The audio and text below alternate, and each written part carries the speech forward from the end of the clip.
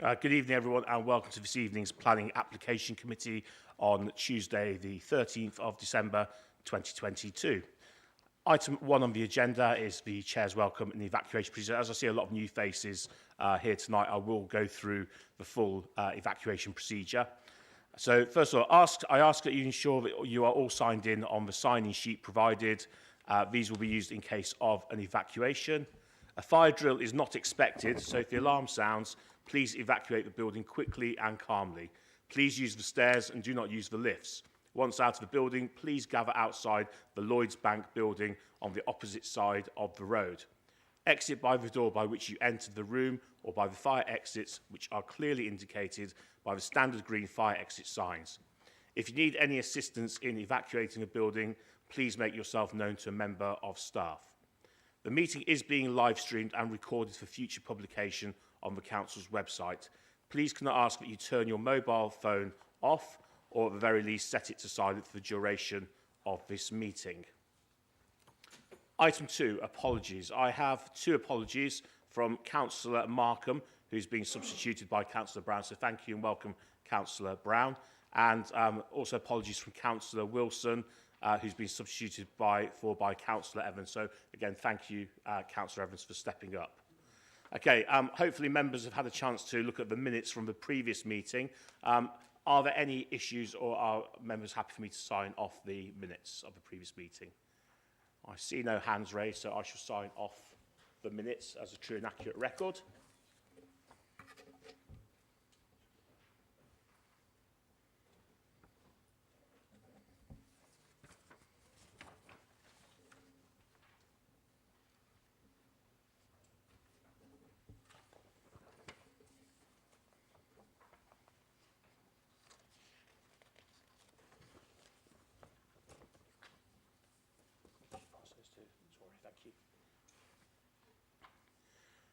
Item number 4 is declarations of interest. So I shall start this one off. I have to declare an interest on item number 2 as I am a trustee of the Bulkerton Sports and Social Club. So I shall be taking my leave when that item comes up and Councillor Shepherd, who's the Vice Chair, will be chairing that item. Councillor Smith. Yes, ditto, Chair. I'm also a trustee of the Sports and Social Club on item 2, so I shall be leaving the chamber as well. Thank you. Do I have any other members? Councillor Brown. Thank you, Chair. I'm not a regular member of this committee, so my declaration of interest is as stated in the schedule for normal council meetings. Thank you. Great, thank you. Any other members? Councillor Cape. I've notified officers that I'm actually a member of the Attleborough Community Matters Group and also the Royal British Legion, which isn't on there yet, but it will be in due course. Okay, thank you very much, councillors. Next, I've got declarations of contact. Are there any declarations of contact? Okay, there's a few, so I'll take them in the order I've seen. So, Councillor Pandher. Yeah, I was contacted for a long time, number 1 application, but I don't give any indication how I'm going to vote. Thank you. Thank you, Councillor. Councillor Brown, I think I saw your hand up as well. Yes, thank you, Chair. Likewise, several years ago I had contact from residents about item number 1, but again, gave no indication, so I'm happy to judge it based on the information on the agenda tonight. Thank you. Are there any other declarations of contact? No? Okay, in that case, we'll go straight to Rebecca, who, if you wouldn't mind, starting us on our first item. Thank you.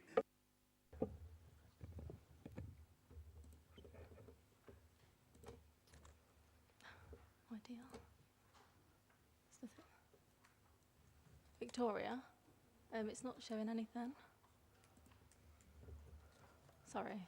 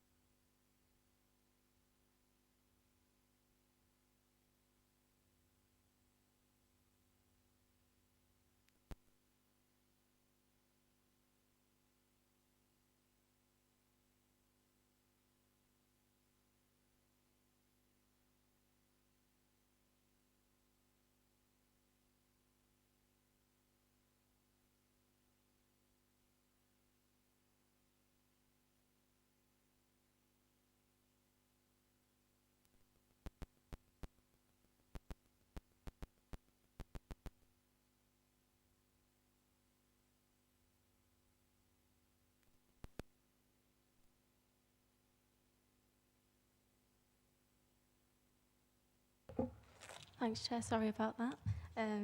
So our first item is a full-up planning application for the erection of 6 apartments and a hot food takeaway to the ground floor within one detached building.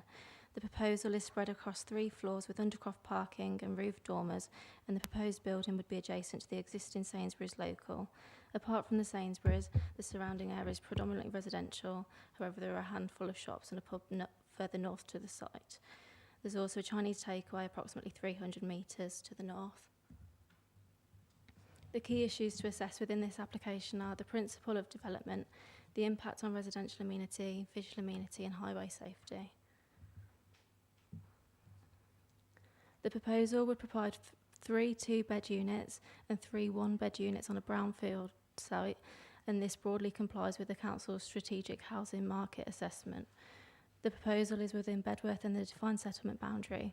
In addition, the surrounding area is residential and therefore the principle of residential development is considered to be acceptable. Outside of town centres, hot food takeaways will only be permitted where they meet set criteria, as specified within policy HS7 and the agenda. The proposal is considered to comply with these requirements. A sequential test was provided which the policy team considered to be acceptable, as there are no other defined district or local centres close to the site that could offer an alternative preferable location. As such, the principle of development is considered to be acceptable.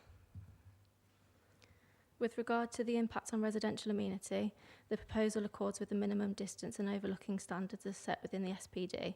There's one instance where the 30-metre requirement between a third-floor window and a neighbouring property isn't met. However, the windows are at an angle and they are not directly opposite. As such, this is considered to be acceptable. With regard to noise and smells associated with the takeaway element, environmental health have no objections subject to conditions relating to opening hours, hours restricting deliveries and further details of extraction measures. As such, the impact to neighbours is considered to be acceptable. New residential schemes should also ensure that proposals provide a suitable level of amenity for future occupiers. All of the apartments meet or exceed the minimum internal space standards and distance standards as set within the SPD. These plans have also provided outdoor space for the drying of clothes. On balance, it is considered that the proposal would not have a detrimental impact on residential amenity, and where appropriate, conditions can be included to protect the amenity of existing properties and future occupiers in relation to noise and odour. The principal elevation of the proposal follows the existing line of development, and as such it is considered that it would not appear incongruous within the street scene. The design of the proposal is also considered to be in keeping with the nature of the area, and generally the impact on visual amenity is considered to be acceptable. The application was previously deferred by the Planning Committee to seek further advice from County Highways regarding their comments about parking surveys. The applicants had submitted a parking survey to demonstrate that the existing parking needs for the Sainsbury's. This survey showed that no more than 14 vehicles were on site at any one time, and that the deliveries did not affect parking provision. Highways compared this data to other similar stores in Bradford and Norwich, and these cases showed an increase in parking requirements. As such, Highways had concerns that the proposed parking may not be sufficient. However, they acknowledged that there's probably going to be demographic differences between the applicant site and the Bradford and Norwich stores. The applicant survey was carried out on a Tuesday, and Highways argued that the Fridays and Saturdays tend to be more popular days for visiting shops. It is agreed that parking surveys should be carried out on the store's busiest days. However, planning officers considered that the Tuesday survey is acceptable, given that it's a smaller convenience store and not a large supermarket. The proposal provides 10 parking spaces and 18 spaces for the combined takeaway and Sainsbury's. Highways have stated that 20 spaces are required for the combined shop and hot food takeaway. Whilst there is a slight shortfall in parking, on balance, taking into account the extent of the shortfall, along with the applicant's parking survey, it is considered that this would not have a severe impact on highway safety and that this alone would not warrant a refusal. County Highways also raised concern regarding manoeuvrability space within the site for deliveries from HGVs. A swept path plan has been provided which shows how a 5.5 metre van could adequately service the site, and given that this is a convenience store and a small takeaway, on balance, planning officers consider that this is acceptable. In conclusion, the principle of development is considered to be acceptable, and the scheme carries weight in that it would provide residential units on a brownfield site. The proposed units meet distance and internal space standards, and it is considered that the proposal would provide a good standard of amenity for future occupiers whilst adequately protecting the residential amenity of existing properties. The hot food takeaway would not be out of keeping as it would be adjacent to the Sainsbury's store, and the takeaway complies with policy requirements. Whilst the highways objection does carry weight against the scheme, the Tuesday parking survey is considered to be acceptable as planning officers agree that most people tend to travel to larger supermarkets on weekends and use convenience stores for midweek top-up shops. The parking shortfall is fairly minor and justified by the submitted site-specific survey, and manoeuvring space for the 5.5 metre van has been displayed within a swept path plan. On balance, it's considered that the impact of the development to the highway network would not be severe and in line with the NPPF. This would not represent a reason for refusal. As such, the recommendation is one of approval, subject to the conditions as printed. Thank you for that presentation, Rebecca. I now have one speaker on this item, and that is Jane Tillotson from Hayward Architects, who I believe are the agents for this. So where's Jane? If you just press the large button, rectangular button, then you have your 3 minutes when you're ready. Thank you. Thank you. Good evening. This is the second time that this scheme has been presented to you following the decision to defer at the August committee. The application was recommended for refusal previously on highways grounds. However, the reason for the highway objection was unclear, hence the deferral. This application has been ongoing since it was originally submitted in December 2019. During that time, we have worked with the planners to ensure that the scheme satisfies all of their concerns and complies with policy.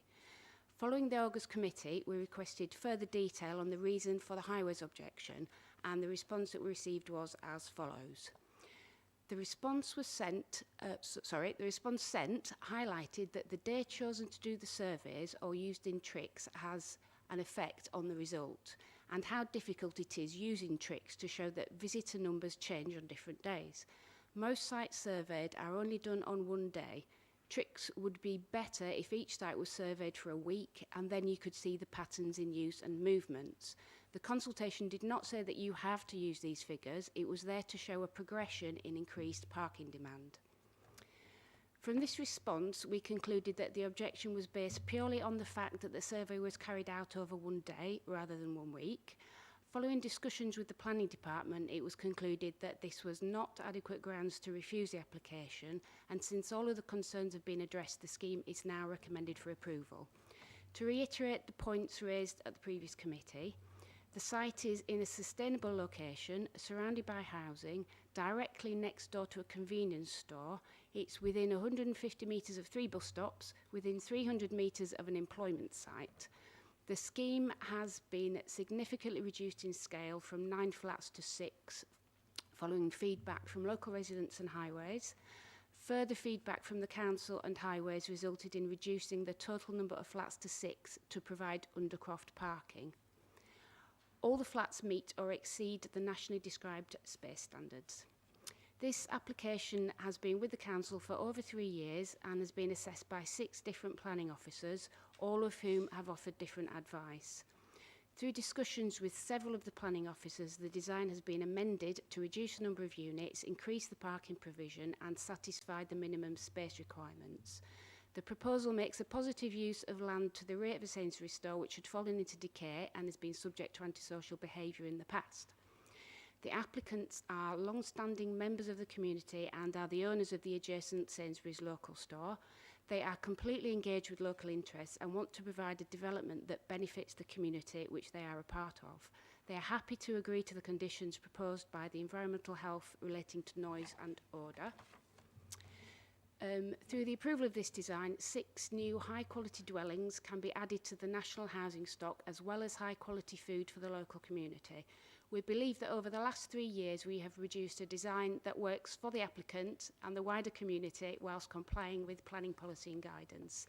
In the August committee, members raised no objections. Thank you. I'm going to have to hold you there because you've had your 3 minutes. Thank you so much. Okay, so we have a recommendation in front of us, councillors, to grant planning permission subject to the conditions printed. Do I have a proposer to move, so we can move to discussion? Councillor Smith, thank you. And do I have a seconder? Councillor Evans, thank you. Okay, so I'll now open the floor to any members for purposes of debate. Okay, I'm not seeing any... oh, sorry, Councillor Brown.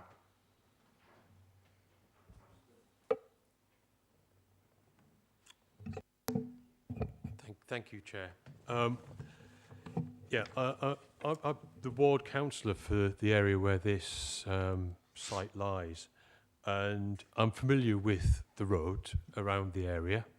I'm familiar with the amount of traffic that is generated at this particular pinch point in the road, because we've got Colliery Lane just opposite, which is where the Bayton Road Industrial Estate comes out.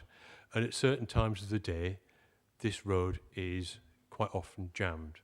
And I've seen traffic literally queued on the road outside of the Sainsbury's store because somebody wants to turn to get in there, but they can't get in because there's a queue of traffic blocking the entrance trying to get out. But I do accept that we have a situation where highways have objected, and there's been a lot of discussion about this, and to do with the modelling and various other things on this. And maybe a survey done on a Tuesday isn't representative. And I'm really disappointed that we haven't got an officer from Highways here tonight on this application to defend or answer questions about why they objected. Because I, for one, would like to explore that further with them. And as members of this committee, we're quite often put in a position where we have to accept applications we perhaps don't like because Highways have not objected, and we're told to follow the recommendation. And now we're in a situation where we've been recommended to approve this with an objection from Highways, but nobody here from Highways to defend it and to give us more of an insight into why. So I find myself in a position where I have to just base my feelings on the application as a whole.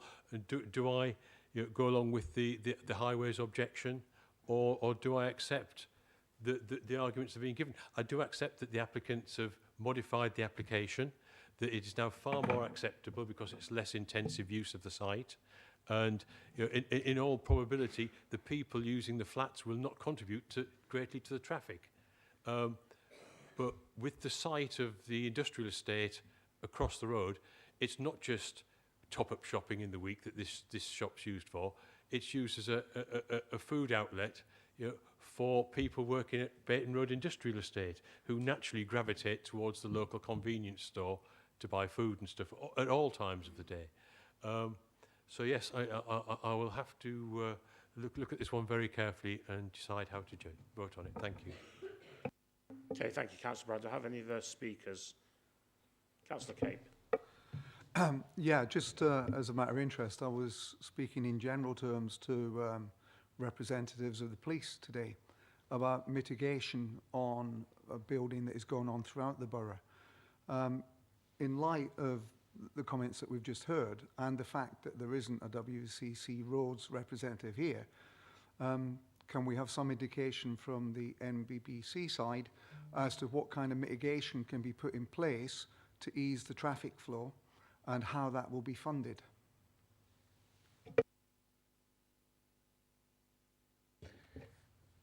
Thank you, Chair. Obviously, we can't look at this proposal to sort out existing problems that you've got in the locality. We can only look at what the implications of traffic of this proposal. And obviously, as you're aware, planning is a balance. We go out to consultees, but obviously we do have to take account all of the planning policies and the MPPF. And the real issue for us, and members will understand through appeal decisions as well, is whether the additional development will create anything that is more severe than what you've already got there. And that's the difficulty in, the shortfall is one parking space. The objection is about what day the survey was undertaken on. And in the planning balance, we as your professional officers do not think that would be enough to sustain anything going to appeal. Yeah, thanks for that. It wasn't retrospective. It was about the fact that this was actually going to perhaps increase, and you've answered that one. Thank you. Any other members? Councillor Smith. Yeah, I do in some ways sympathise with Councillor Brown as the ward councillor. However, when we have an application come to us and our officers have deemed that it's acceptable to approve, and we have the usual conundrum with highways, they don't object when we want them to, and they do object when we don't want them to. And history tells me that if we were to go against officer recommendation, we need to come up with a very good reason for overturning that, because when it goes to appeal, we will need to fight that appeal. Now, history also tells me that highways do not generally, with these small items, and it is a small objection, it's borderline, they don't usually turn up and defend their objection, and we end up with a 5-figure bill because the inspector will more than likely overturn our decision. So for me, this is clear cut. I definitely will vote in favour of this. Thank you, Councillor Smith. Any other members? So yeah, on the face of it, I can understand where the frustrations come in, because I think it's frustrations that I myself share. It's not the first time either that we've had issues with Warwickshire County Council's highways saying one thing and us perhaps wanting something slightly different.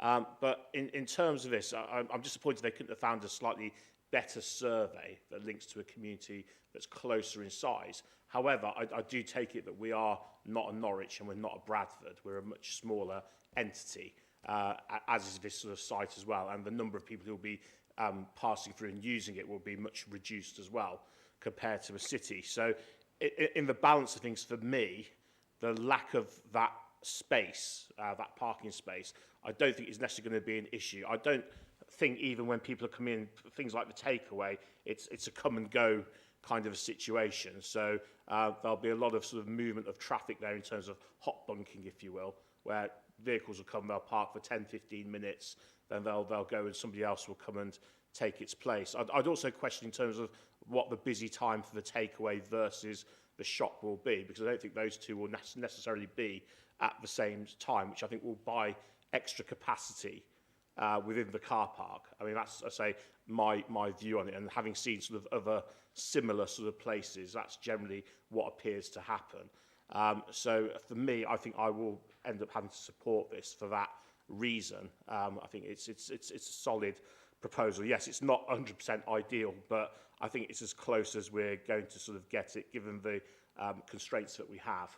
So do I have any other speakers, final speakers on this before we go to the vote? So all those in favour of the recommendation as stated?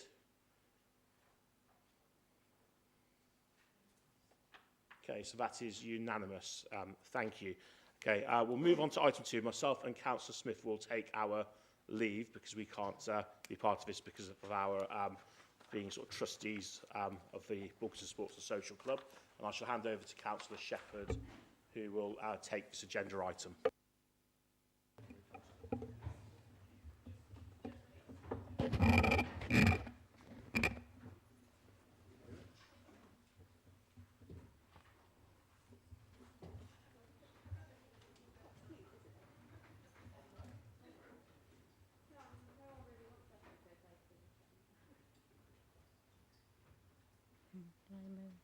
So if we move on to item 2, the site, School Road, Bulkington. I believe it's Rebecca.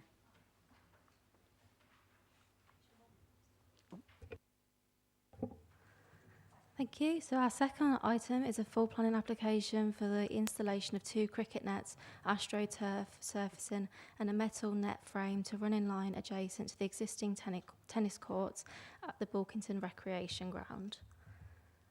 The key considerations for this application are the impacts on residential and visual amenity. The proposal would be located to the rear of 41 to 47 Bracebridge Road and adjacent to the existing tennis and netball courts. the minimum distance standards are exceeded in relation to all neighbouring properties, regardless of whether they feature extensions or not. As such, it is considered that there would be minimal impact to these properties in terms of the impact on aspect and light. With regard to noise, it is considered that the level of noise created would not significantly exceed what is currently present on site with the presence of the existing pitches and courts. In addition, no floodlights or associated lighting system is proposed as part of this application, and this suggests that the use of the training facilities would only be during daylight hours. The potential damage to residential properties has been raised as a concern by residents. However, the structure is shown to be enclosed, and this should keep all cricket balls within the cage. Residents have also suggested that the location of the nets were moved to the rear and south of the existing tennis courts. However, it is considered that this would not have been appropriate for the council to suggest this to the applicant as part of this application.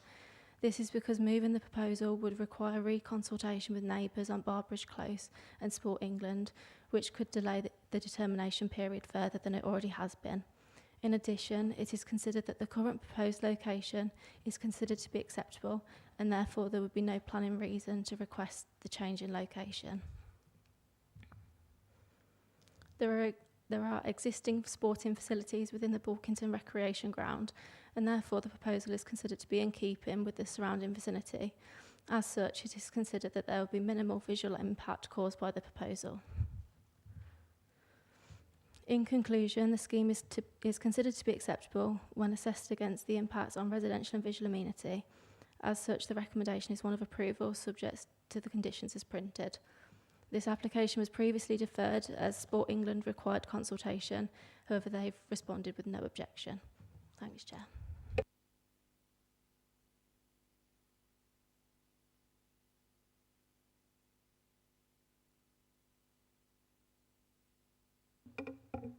Is it on?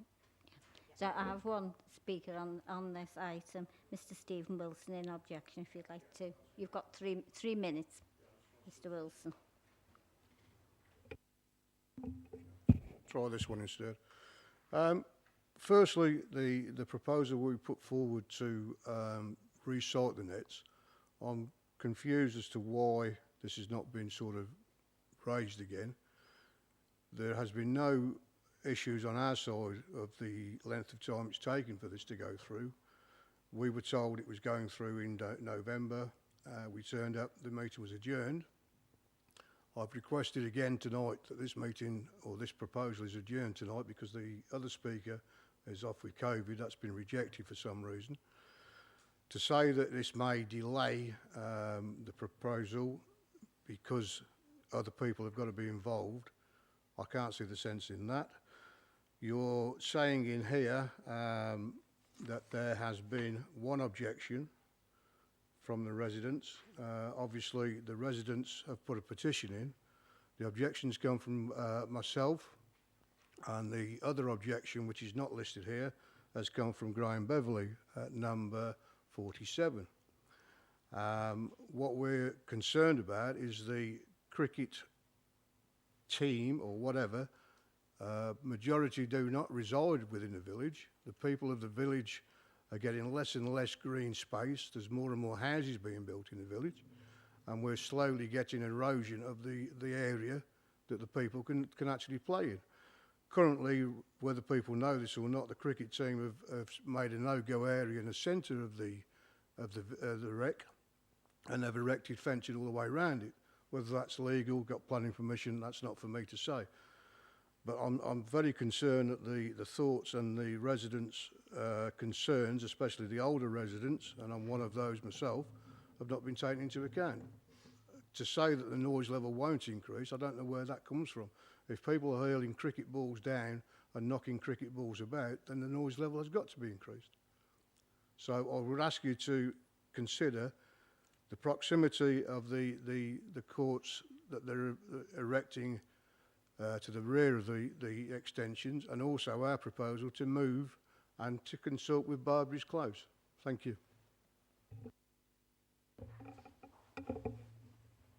Thank you, Mr. Wilson. Has any member got any clarifications for Mr. Wilson? No. So to I am aware that the resident did ask to speak at this meeting, and unfortunately they are ill, and I sought clarification from the officers on that, but we're happy to move the item forward for today. So if I can move the recommendation that is in front of you to grant planning permission, do I have a proposer and a seconder? Councillor Brown and Councillor Cape, thank you. Move on to debate. Any member?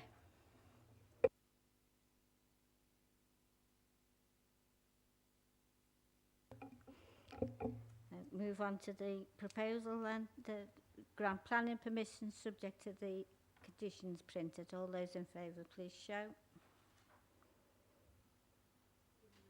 That's unanimous. Thank you very much.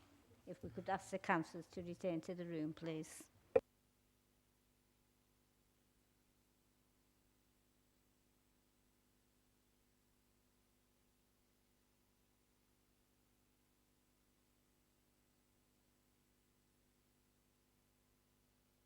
Can I just ask one more question, please? Do we get an appeal on this, or is that the end of it?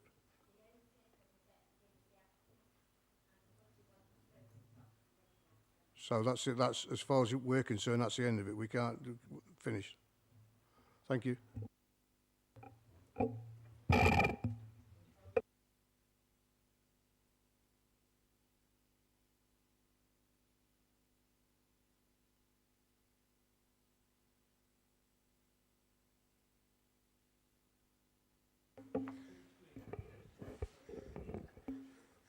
Okay, thank you. So we'll move on to item number 3 then. Rebecca, when you are ready. Yep, thank you. So item number 3 is a full planning application for a mixed-use scheme at Bridge Street, Church Street and Mill Street in Nuneaton Town Centre. The proposal includes a 3-storey office commercial building and a 3- and 4-storey curved frontage with commercial at the ground floor and residential above. To the rear of the frontage are 3-storey residential blocks. The site also includes a part of Anchor Mills, which is to the north of 84 to 108 Gadsby Street. This application is being presented to Planning Committee as it is a major application where the council is the applicant. The project is known as Bridge to Live In, and it is part of the Transforming Nuneaton initiative. The key issues to be considered within this application are the principle of development, the impact to the town centre, housing need and affordable housing, the impact on residential and visual amenity, the impact on the conservation area, heritage and archaeology, the impact on parks, open space and ecology, contamination, land stability and air quality, along with highway safety, flooding and drainage and planning obligations. The site is located within the town centre, and as such it is considered appropriate for residential and commercial development. The site would provide a redevelopment opportunity on brownfield land to provide a mixed-use scheme within a sustainable location. The proposal would also support the aspirations of the Transforming Nuneaton project. This is a project between Warwickshire County Council and Nuneaton and Bedworth Borough Council to deliver the transformation of the Nuneaton Town Centre by implementing mixed-use regeneration for boosting economic growth. The proposal would see the demolition of the existing buildings facing onto Church Street and Bridge Street and the DWP building as to be agreed within a phasing condition. At present, these units appear to be predominantly commercial uses at the ground floor with associated storage and office spaces above. Whilst the existing units would be demolished, the proposal would see the creation of new commercial units. Overall, there would be a reduction in the overall provision of E-class use space. However, this is to be expected, seeing as the proposal would provide a mixed-use scheme. The placement of the commercial and residential components is important, and the Borough Plan states that E-proposals should be approved within the defined primary shopping frontage. The residential element is located within the upper storeys and away from the primary shopping frontage, and the proposal is considered to be compliant with policies TC1, TC2 and TC3 of the Borough Plan. With regard to the proposed housing mix and affordable housing, the scheme would provide 12 3-bed units, 3 2-bed units, 3 4-bed units and 1 1-bed unit. The proposed housing mix is considered to be compliant with the Strategic Housing Market Assessment, and NBBC Housing have no objection to the proposed mix. The Borough Plan requires 25% of new developments to be affordable on sites of 15 dwellings or more.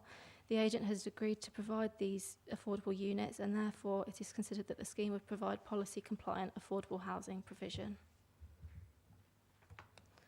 With regard to the impact on residential amenity, it is important to ensure that the scheme would provide a suitable standard of living for future occupiers whilst protecting the residential amenity of existing neighbouring properties.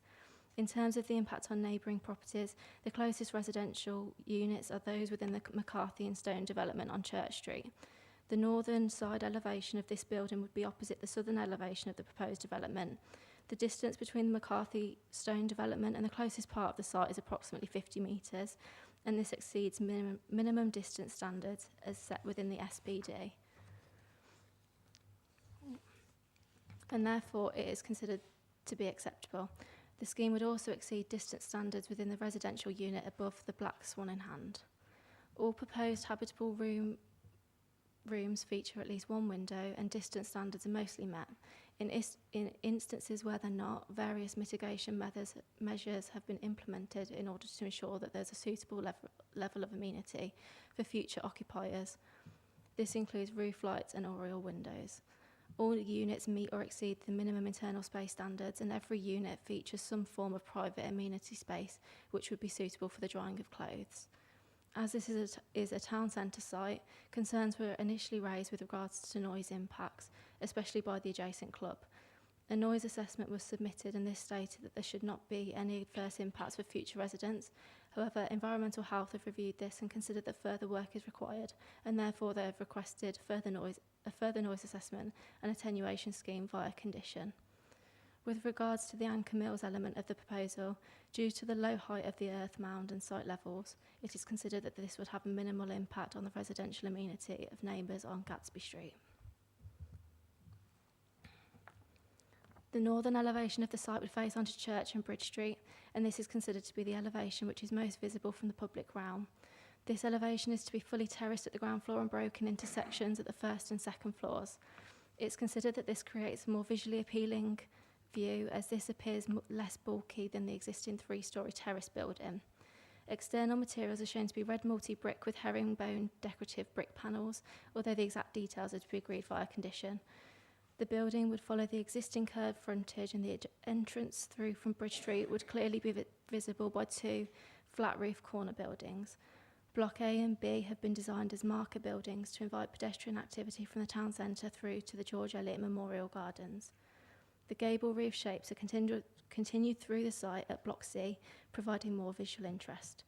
A number of terraces attached to the dwellings at Block C are also proposed and positioned to provide direct views through the park and the river, which helps to increase natural surveillance, and the terraces also help to break up the massing of the development, creating a series of 2 to 3 storey residential units.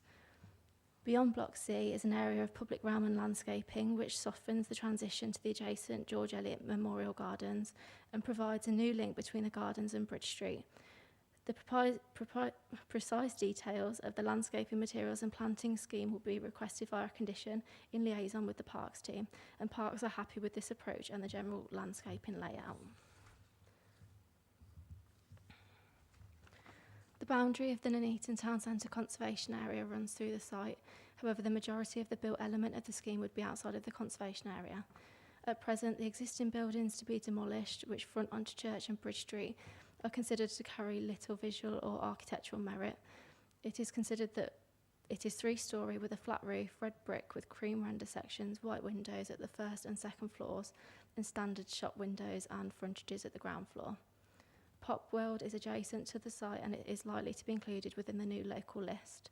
As such, it can be considered as a non-designated heritage asset. The Pop World building is to be retained, and generally it is considered that the design of the proposed buildings is more in keeping than the existing flat roof building. Therefore, it is considered that it would make a positive contribution to the setting of the asset and to the conservation area. With regard to heritage, the Joint National Amenities Society and Historic England have not submitted any objection. As such, the impact to heritage is considered to be acceptable. An archaeological desk space assessment was submitted upon request by County Archaeology. The county archaeologists have no objection to the proposal subject to conditions, and therefore the impact to archaeology is considered to be acceptable. The built element of the proposal would largely be located upon previously developed land and areas of high standing.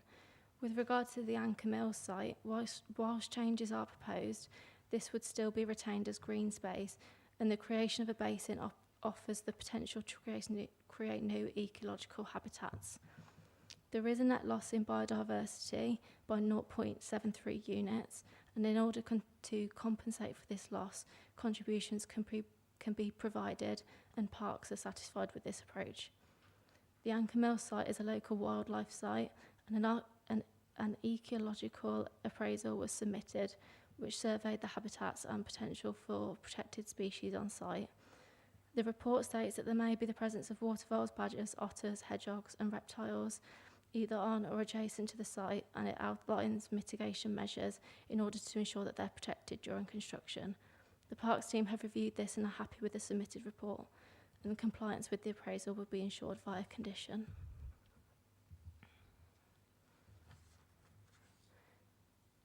A ground investigation report has been submitted with the application. This report has identified some elevated contaminants, and the document states that mitigation measures will be necessary. Environmental Health have reviewed this report and have no objections, subject to the inclusion of the standard contaminated land conditions. An air quality assessment was submitted. The assessment indicates that once operational, the development is anticipated to result in a reduction in vehicle trips. Hence, the traffic impacts on pollution is not predicted to be significant. Environmental Health have no objection to the submitted details, subject to conditions relating to EV charging, dust management and boilers. Access to the site would be in the form of a bow mouth with pedestrian footways and a crossing. A private road would be present between blocks B and C to provide access to the residential garages. County Highways have raised no concerns with regards to the layout of the proposal and the proposed access. With regard to parking, 10 spaces are provided for 19 residential units. County Highways state that they would ideally prefer additional parking. However, given the reduction in parking is required to provide suitable pedestrian connection, given that this is a town centre site, the provision of suitable pedestrian footways is considered to outweigh the need for this parking. This is supported by the Transport Demand Management Matters SPD. The SPD asks for a maximum of 1 space for residential units, and therefore the scheme is compliant with the SPD. The current commercial and business premises don't feature designated parking, and therefore it's not considered reasonable to request parking for the commercial element of this scheme. Typically, development should be directed to areas within lower flood risk zones. The site is within flood zones 2 and 3, however, it is previously developed brownfield land within a sustainable part of the borough and the town centre. As such, development is considered to be acceptable on this site, subject to responses of no objection from the Environment Agency and County Flood Risk Management to ensure that future owner and occupiers are protected from flood risk and that flood risk isn't increased anywhere else. Compensatory storage is proposed at the Anchor Mills site, which is to the north of Gadsby Street. Various sites were considered, but the Anchor Mill site was considered to be the most viable in being able to provide sufficient storage. The compensation strategy would consist of an attenuation basin where approximately 600 square metres of land will be excavated from Anchor Mills in order to accommodate floodwaters. The depth of the basin is to be approximately 1 metre with sloping sides, and the excavated material will be deposited to the south of the basin on slightly higher ground in a mound formation. The EA have no objection to this, subject to conditions. A drainage strategy was submitted in order to manage surface water runoff. This includes permeable paving, attenuation tanks and discharge into sewers. County Flood Risk Management have reviewed this and have no objection, subject to conditions. With regard to planning obligations, Sports Development and the George Eliot have requested contributions towards the provision and maintenance of sports and leisure facilities and the provision of healthcare services. The Council's Parks team have requested contributions to compensate for the biodiversity offsetting, and housing have requested 25% of dwellings to be affordable. The applicant has agreed to these requests. In conclusion, whilst there are site constraints in terms of the flood zone, noise and the conservation area, it is considered that the site has overcome these issues and that the application is at the position where there are no outstanding objections from statutory consultees. Subject to conditions, the EA and FRM have no objections to the proposed drainage and compensation measures, and environmental health have no objection. County highways are satisfied with the site layout and access, and the parking provision complies with the SPD. The site would provide a suitable level of amenity for future occupiers whilst protecting the residential amenity of existing properties, and it is considered that the visual element of the scheme is a betterment than the current flat roof frontage. In addition, the proposal would provide 5 affordable dwellings, and the applicant has agreed to all other contributions. Overall, the application would provide a mixed-use scheme within a sustainable brownfield location, and the scheme would form part of the Transforming Nuneaton initiative. As such, the recommendation is one of approval subject to the conditions as printed within the agenda and addendum. Committee will see that there are revised conditions within the addendum. These amendments slightly alter the trigger points and change in wording. However, these have been agreed prior to tonight with all of the relevant consultees. Thanks, Chair. Thank you, Rebecca. So I have 3 speakers on this item, 2 in objection and the agent. So I'm going to start with the 2 objectors I've got. So I'll start with Councillor Condacor. So Councillor, you have your 3 minutes when you're ready. I'm extremely annoyed that my comments I emailed into the officer's report haven't been put on the addendum tonight. I wanted areas lowered. If you look at the diagram there, we have a pinch point on the river, which is made worse by this development, which is why we're having to compensate a mile upstream. Clearly, where the DWP building is at the moment, we could lower some of the ground, pull back the bank a bit, and actually try and do something to mitigate on site. At the moment, we've got a very narrow area there by the river, which is totally stupid. If you've got a new site you're working on, the first thing you do is actually sort the flooding out on the site as much as possible. And if you look at conditions 26 and 27 on your paper, it's talking about flood flows through the site. In an extreme flood, the car parking will get cut off and flooded. Yeah, this is overdevelopment. And all we need to do to make it work better is to take 1 pair of units out, so actually the river has a bit more room to expand. And it also then gives us a slightly bigger hole in the high street to actually make it an even better bridge into the park. The second thing I asked for was a river gauge. We only have a river gauge up on Eastborough Way and down in Manchester. All the modelling for this is incredibly fluffy because we've got no idea how the river performs, and the people on this site will not get decent flood warnings without a river gauge somewhere in the Nuneaton town centre or nearby. A river gauge is about £3,000 to £5,000. It's absolutely criminal this council will not put a river gauge in, and I will make people aware of this so that actually they will ask for one when the development is built. I do not understand why we're building development on floodplain 3 without a river gauge. Absolutely lunacy. On the more positive note, people have been asking for a COVID memorial in the town, and I think actually some of the parkland on the DWP site could actually be used for a COVID memorial. That would be quite nice, by the way. So I really ask we defer this and sort some of these issues out. The council doesn't have enough money to complete the scheme. I understand from the leader of the council there will have to be some value engineering done to this project to actually make it fly. So now is the ideal time to actually pull it back from the river a bit, sort out so it's got less chance of flooding and less chance of needing mitigation. And the mitigation is lunacy because it needs maintaining. If you build it a mile upstream at Attleborough, it can fill up with silt, it needs maintaining. And if you look at your diagram of the flood mitigation, it's a long dumbbell-shaped lake. And that is very easily filled up with sediment, branches, etc., and would need maintaining to stop the town centre flooding. It makes far more sense to get rid of the pinch point right where the DWP is and just up there, take the river back 2 metres with a sloping bank or terrace, and sort some of these issues out. This is being rushed through. It's got a crazy number of conditions, 3 pages of conditions, mostly about flooding, and we should actually try and get this right. And particularly because we haven't got the £7.7 million isn't enough to pay for it all. Okay, I do ask you to defer this, and try and improve the design. I'm happy to take points of clarification. Thank you. Okay, thank you. Can I ask, do any members have any points of clarification they'd like to seek from Councillor Condacor on what he's said? No, I mean, I would like to ask Councillor, where have you got your modelling from for this information that you presented us tonight? Because obviously the Environment Agency, I'm guessing, will have modelled this.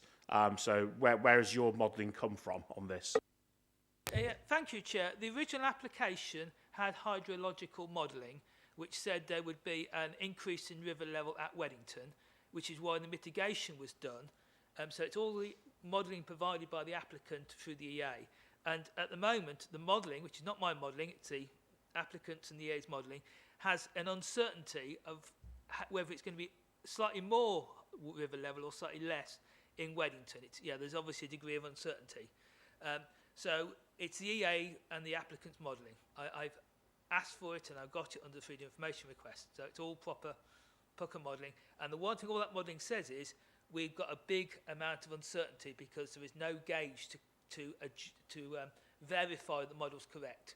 So if we had a gauge, they'd run their computer model and they'd say on the 20th of September with this rain, the river would be 1.4 metres high, and they can look at the gauge and say, well, that's correct. The only gauge they've got to check the modelling is in Manchester. Yeah, thank you, Councillor Condacor. I'm well aware how flood hydrographs work. I teach geography for a living and do cover a lot of this myself as part of my course syllabus. The point is, though, I don't feel that I would be qualified to necessarily give that modelling, and I think you're putting judgments on that modelling, which the EA haven't placed upon it themselves. And I think that is one of my concerns, that you haven't sort of got any independently verified figures to back up the point that you're trying to make. So I'm not saying that you're wrong, but I don't think you've got figures to back it up, because the EA aren't saying no. They're saying there's a point there that they're sort of relatively happy, otherwise they would be going ahead. But that's it on that. So I'm going to move on, because it's not obviously a right of reply situation, Councillor. And I'll go to Mr. Peter Smith, who's next to me. So, Mr. Smith, you've got your 3 minutes. Oh, sorry, Councillor, my apologies, Councillor Kane. Yeah, I was just interested in the concept of a gauge. Would it be possible to put in a mitigation or a clause if it transpires that it is only £5,000 to fit such a thing? Then I think it's worthy of checking to make sure whether that would prevent any greater damage. Yeah, so I did have the email from Councillor Condacor.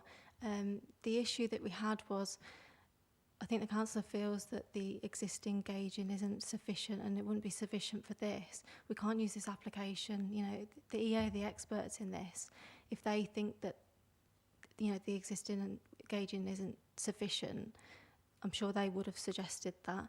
We take advice from them and they haven't come back with anything to do with that, so we're happy with their response. Yeah, I mean, I don't think that we could actually make a request of the EA in this instance to actually provide that. I mean, we can ask, but they don't have to provide one.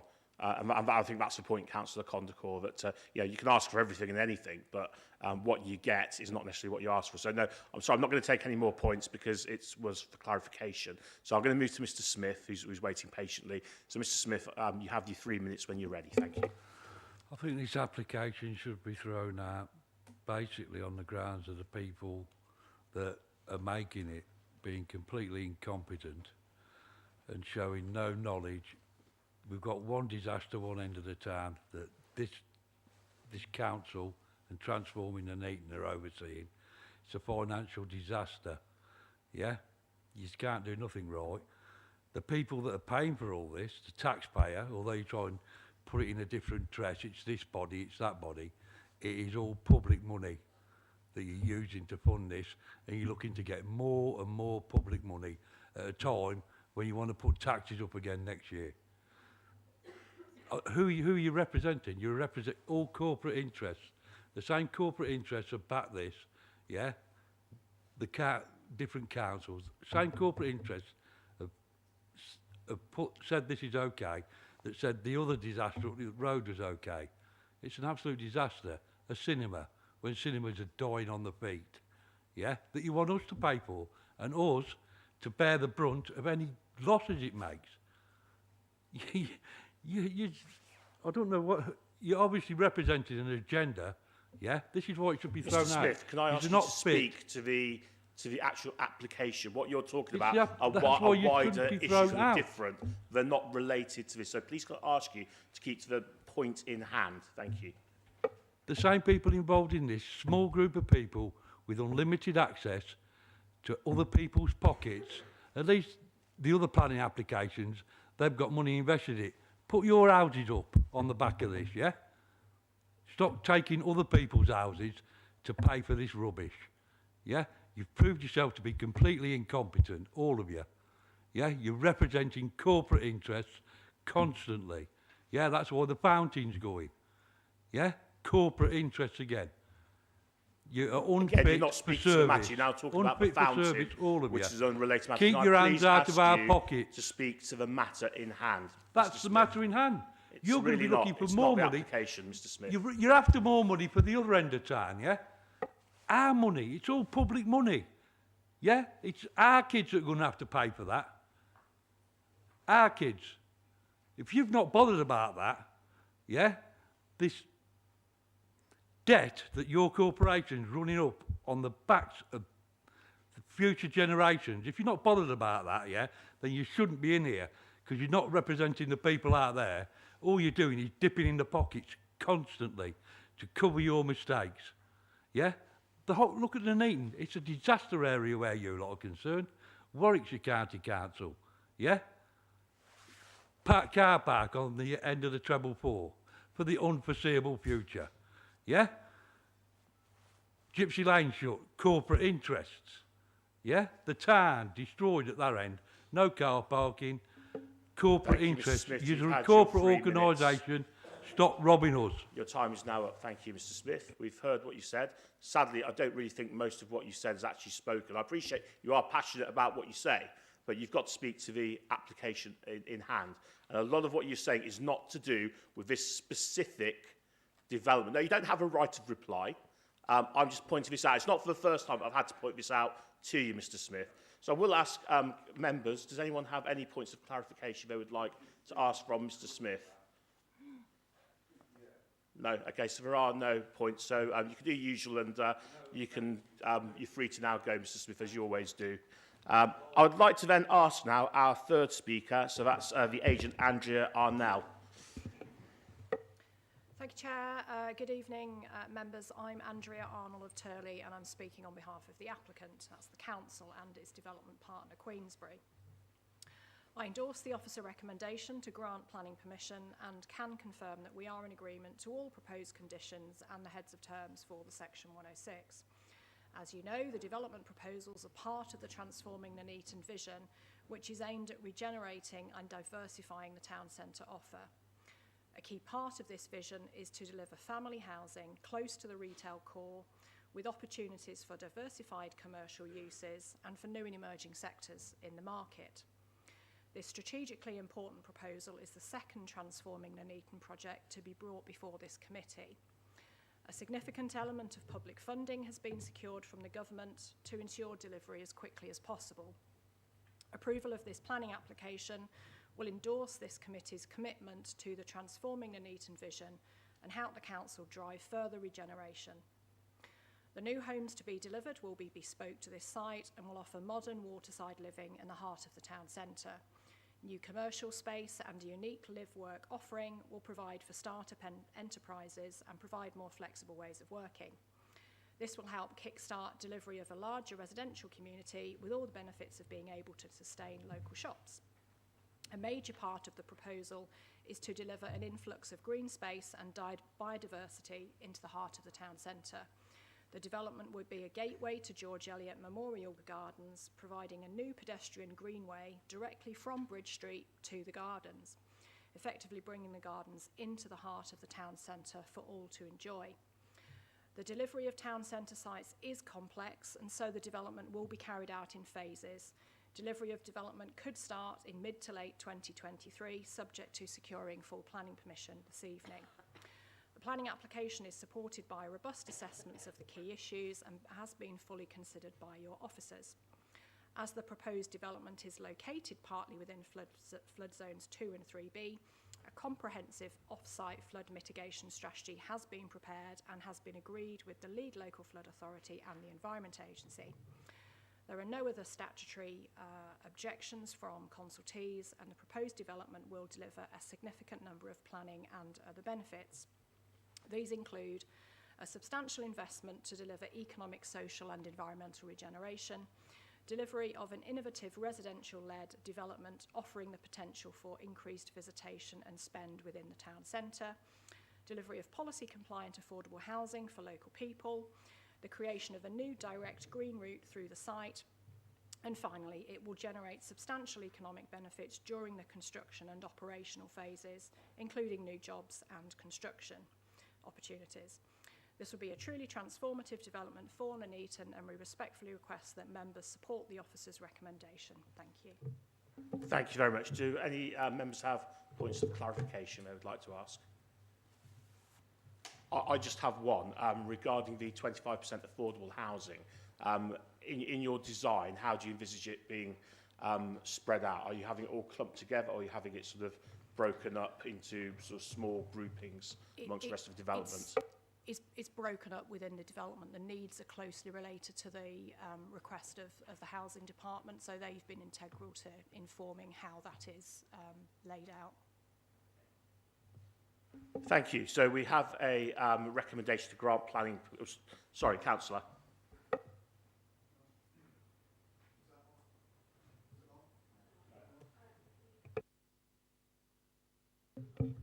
I'm not sure if it's a clarification from the agent, which is why I hesitated. It's the bit on the green biodiversity recalculation. It just seems to me, as somebody who's not an expert, so I'm open to expert advice, that the little beasties and animals that live in the habitat don't know that they've got to move to Bedworth. So is it possible for some of that habitat loss to actually be incorporated into the design in the situ where it is? Right, we'll go to the agent and see what they have to say. So the majority of the site obviously is hard standing at the moment, so you'll see from that plan that obviously with the DWP building going, there's a lot more green going into that. The majority of the biodiversity change, if you like, comes from the compensation, and that's because it's currently grassland, and grassland is very diverse in terms of biodiversity. So the intention by creating some wetland at times, obviously to retain water, has an overall net loss. But the way that biodiversity offset works is that it goes into a fund to be spent as the council see fit. And obviously part of the proposal seeks to maximise biodiversity as much as we can. There's a landscaping condition and obviously additional trees planted, that sort of thing. So the short answer is that that is possible. I hope that helps. Okay, thanks. Does that answer your question? Okay, thank you. Any other members? No, I'm not seeing anyone indicating. So we'll go to the recommendation. So we've got a recommendation to grant planning permission subject to the usual agreements and conditions. So enable us to move to the discussion. Do I have a proposer? Thank you, Councillor Smith, and a seconder, Councillor Hartshorn. Okay, so I'll open the discussion now to any members. Yeah, Councillor Hartshorn. Thank you, Chair. Having worked in that sort of vicinity for the best part of the last 10 years, it's quite nice to actually see this development coming forward. I've grown up in the town, so I know that it has been a pain to be able to get through from the train station to the Riversley Park. It's, you know, you've got basically 2 access points from that area. And, you know, having stood in by-elections and elections recently, this is part of what we stood on as the committee. Many of the committee members here did actually include the developing Nuneaton, the transforming Nuneaton project in their, in the reason that we were elected. So for the gentleman earlier to say we're not speaking on behalf of the people, I would argue against that, Chair. Yeah, I just think you've got to be very careful here, Councillor, because I think you're kind of going into the realms of predeterminism with some of what you're saying. So for that matter, I'm going to have to ask you not to vote on this matter, because I think some of it sort of suggested that you'd predetermined on the grounds of we've been elected to do this. And I think for that, I'm going to have to ask you not to vote on this matter. Any other members? Sorry, Councillor Shepherd, I think you wanted to speak next, and then Councillor Hammersley. Thank you, Chair. Mine is in terms of, you know, it's an exciting development, but I've got a couple of issues, and one of them being the distance standards for the housing. It's going to be an empty plot, and yet we can't meet the distance standards. And some of them are 6 metres short, 3 metres short in blocks, the ground floor blocks in the second and the first floor blocks exactly the same. So, I mean, for a new development with nothing there, I would have thought this council proposal that you're going forward should actually meet the distance standards that we expect developers to meet. And actually, it doesn't in this proposal, so I've got real concern over that, because actually we're putting up new housing that should meet the distance standards. It says about the library in there. I know there is a council policy in regard to keeping the library, so I don't know where we stand in terms of that as a committee. I'm happy for some legal advice on that. But I think the fact that it's not meeting the distance standards this time, I'll listen to the rest of the debate, but this time I can't support this development because of the distance standard element. Thank you, Chair. Sorry, can I just ask you to repeat the second issue that you raised? I've seen officers are making notes, and I don't Right, so in quite call terms that. of the library, in 2017, this council made a policy, a full council, that we would keep the library. Now, I don't know if that policy has been rescinded or not, but obviously I don't want to be going against council policy. Okay, thank you. So I don't know whether officers want to come back on that at all. So regarding the first point with distance standards, obviously it is quite a constrained site with it being in the town centre, but we have had quite a lot of back and forth with this, and we've got it in the position where if there are shortfalls, mitigation has been provided, whether that be an additional window facing another direction or an oriel window where it kind of comes out at an angle, or a roof light. And as I said, yeah, there've been kind of a lot of back and forth on this scheme to get it to the position where there are mitigations here. And then on the second point regarding the library, that's not part of this application site. Thanks. No, obviously just in terms of distance standards, as the planning officer has said, we have worked very hard with the applicant team to look at mitigation measures, and we're now happy that what they're putting in actually does fully mitigate any loss, and it is only a few units where there are these small losses. Okay, Councillor Hammersley. Thank you, Chair. Yes, there is. I mean, Nuneaton of the past has had flooding issues through the town and all sorts of things. So as long as the EA and the developer are confident that they have done their due diligence and are 100% happy with the modelling of the site, that it won't flood, that's just a concern for the area, as Mr. Condicord did bring it up earlier. So I'm not knowledgeable enough to say yes or no. I have to put my faith in people that are knowledgeable. So as long as the EA and the developer are happy, I'll have to go with it. Thank you, Chair. I think just to give you reassurance, obviously you'll probably be aware that the EA don't put in a no objection lightly. You know, we are often faced with applications where we have got strong objections from them. So as you say, I think, you know, they are the experts on this, and they obviously do take it very seriously. So obviously your officers are going with their expert recommendations on this.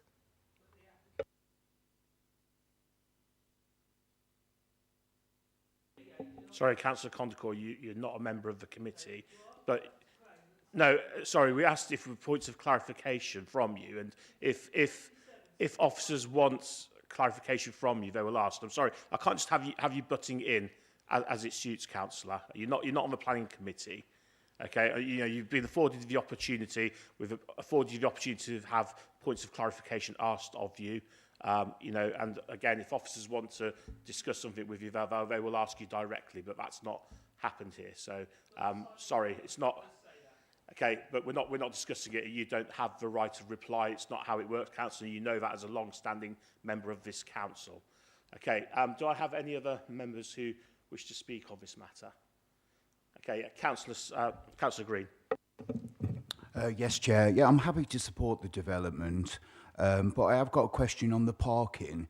It says there's only 10 parking spaces for 19 residential units. That seems rather low, in my opinion. Where are people expected to park?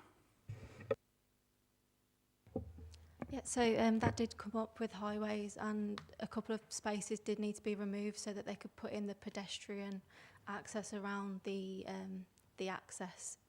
So that's why some parking was taken out. We have got the parking SPD, and for town centre dwellings that says a maximum of 1 space per dwelling. Given that it's a town centre site, obviously there are public car parks, and there might be a lot of people living there that don't have cars because of the sustainable location and such forth. So that's why it says a maximum of 1 space.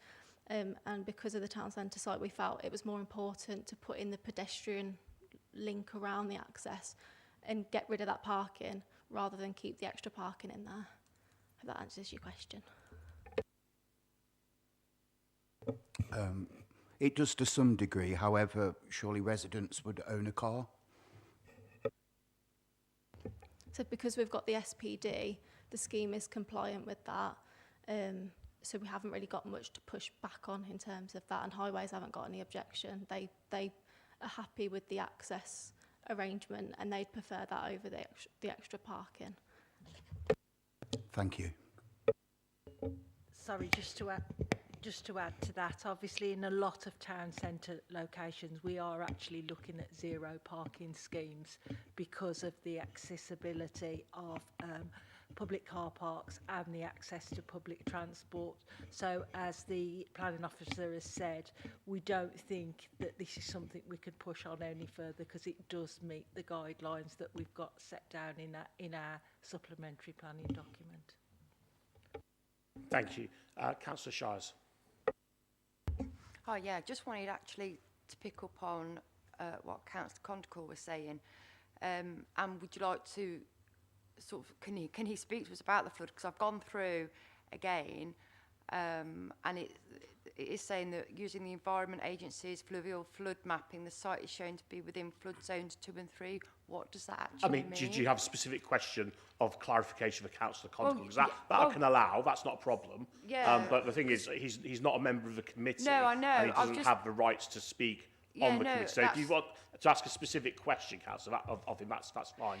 No well, yeah, it's to everyone, because I've gone back through, because he brought up again about the flooding, and it is something that we do have in Nuneaton, is a lot of flooding, and with developing on a lot of greenbelt drainage and with being next to the water, etc. And then it does say, using the Environment Agency's flood mapping, the site is shown to be within flood zones 2 and 3. So what actually does that mean, flood zones 2 and 3? Are we likely to build these and then it to flood? I mean, I'll ask officers first of all, if you don't mind. Yeah, no, that's fine. For their response. If whoever it was meant to be, really. Okay, It's just a clarification. Yeah, so all lands either categorised into flood zone 1, 2 or 3, with 1 being the lowest, 3 being the highest. And because it's within those higher flood zones, that's why we've consulted and done so much back and forth work with the EA and County FRM. And that's, they're the experts in looking at that. They've come back with no objection because of the mitigation and the Anchor Mills proposal. So we're kind of taking their advice on that. They're happy, so we're ultimately happy with it. I think again, just to add to Rebecca's statement, yes, under national policy, it is ideally to look at developing land in flood zone 1, but there are exceptions to that in terms of where you've got redevelopment and there's certain tests you have to pass. So obviously you can look at development in flood zones 2 and 3, but you have to show that mitigation works. And this is what's actually, the EA are happy that the mitigation that's been proposed will work. Does that sort of help clarify the matter? Yes, yeah, and I think it's clear as well on the map that we've seen. We've talked about the mound, or I was always taught it was a levee when you have a mound like that. So that you have got some mitigation in place, and obviously that will allow for flooding. And then it looks like you've got a slight floodplain on the other side where the water could actually spill in as well. Councillor Evans. I have a question for officers, if I may, Chair. Am I correct in saying that aside from the planning process, if there was a reason to mitigate or interfere the course of a river or anything near to the course, you would have to have consent from the Environment Agency anyway. So surely at that point, if there was a flooding concern, that's the stage when the EA would step in. I'm right in saying that, aren't I? So it's not really, that's not really for us to consider this evening, as such.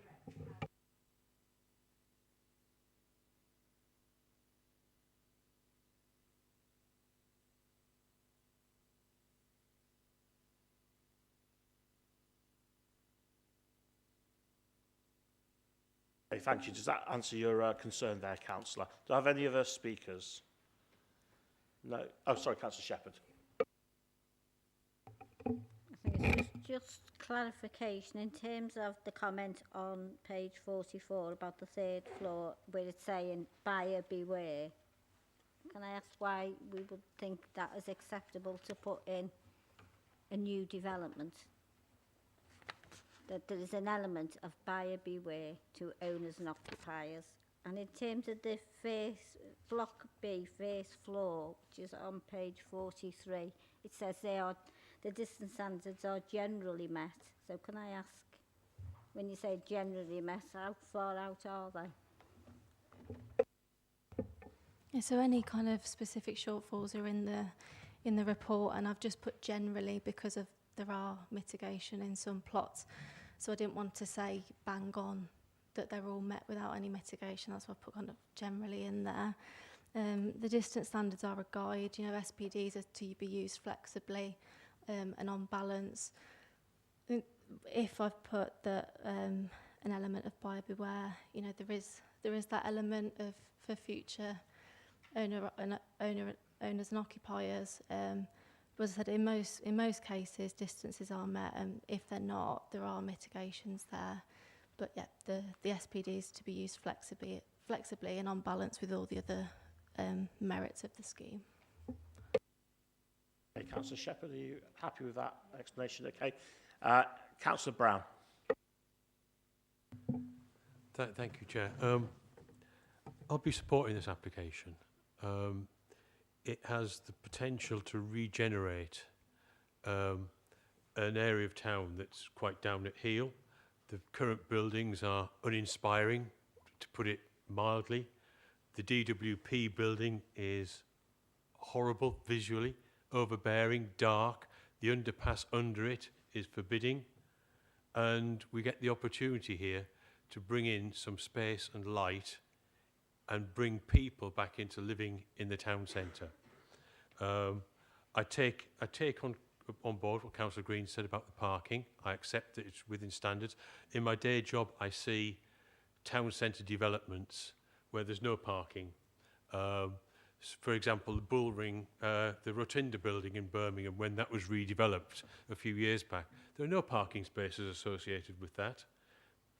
Residents were given the option to purchase a parking space in the adjacent car park for those who wanted to have a car.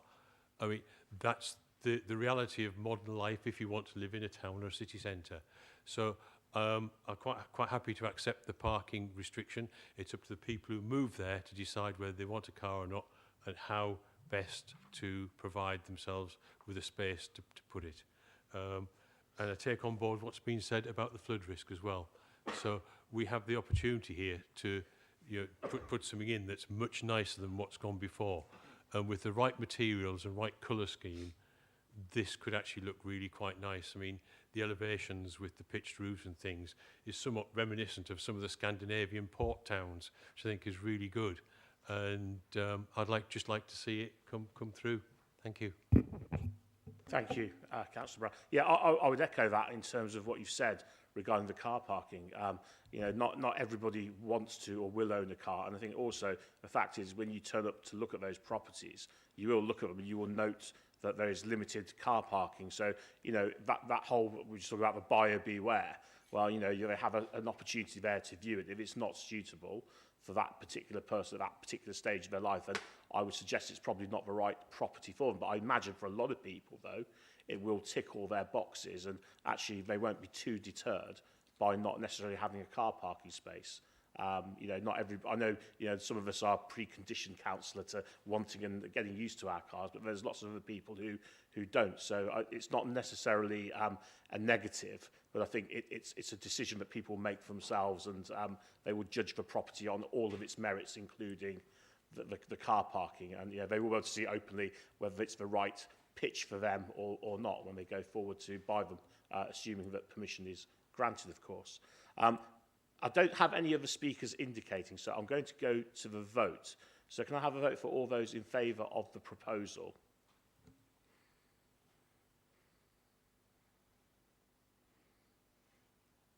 Against? And abstentions? No. Okay, you can't vote, councillor. Sorry, I've had to exclude you, as I said. So that includes abstentions, I'm afraid.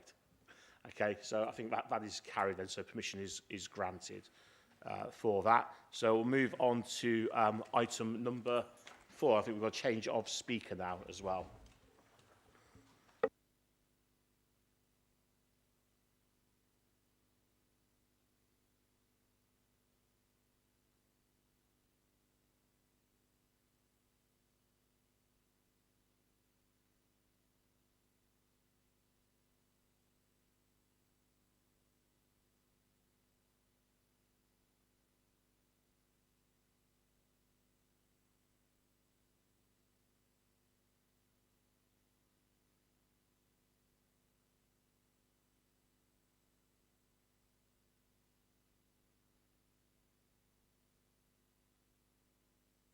It's moving on to our next item then, so we're now on to item number 4.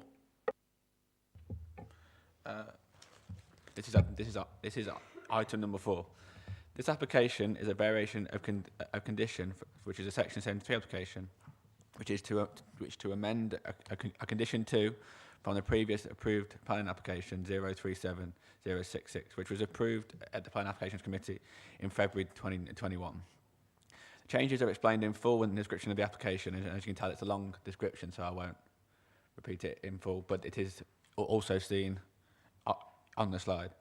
This application is being reported to committee as it is a variation of condition application to a major application, and the Nuneaton and Bedworth Council is the applicant.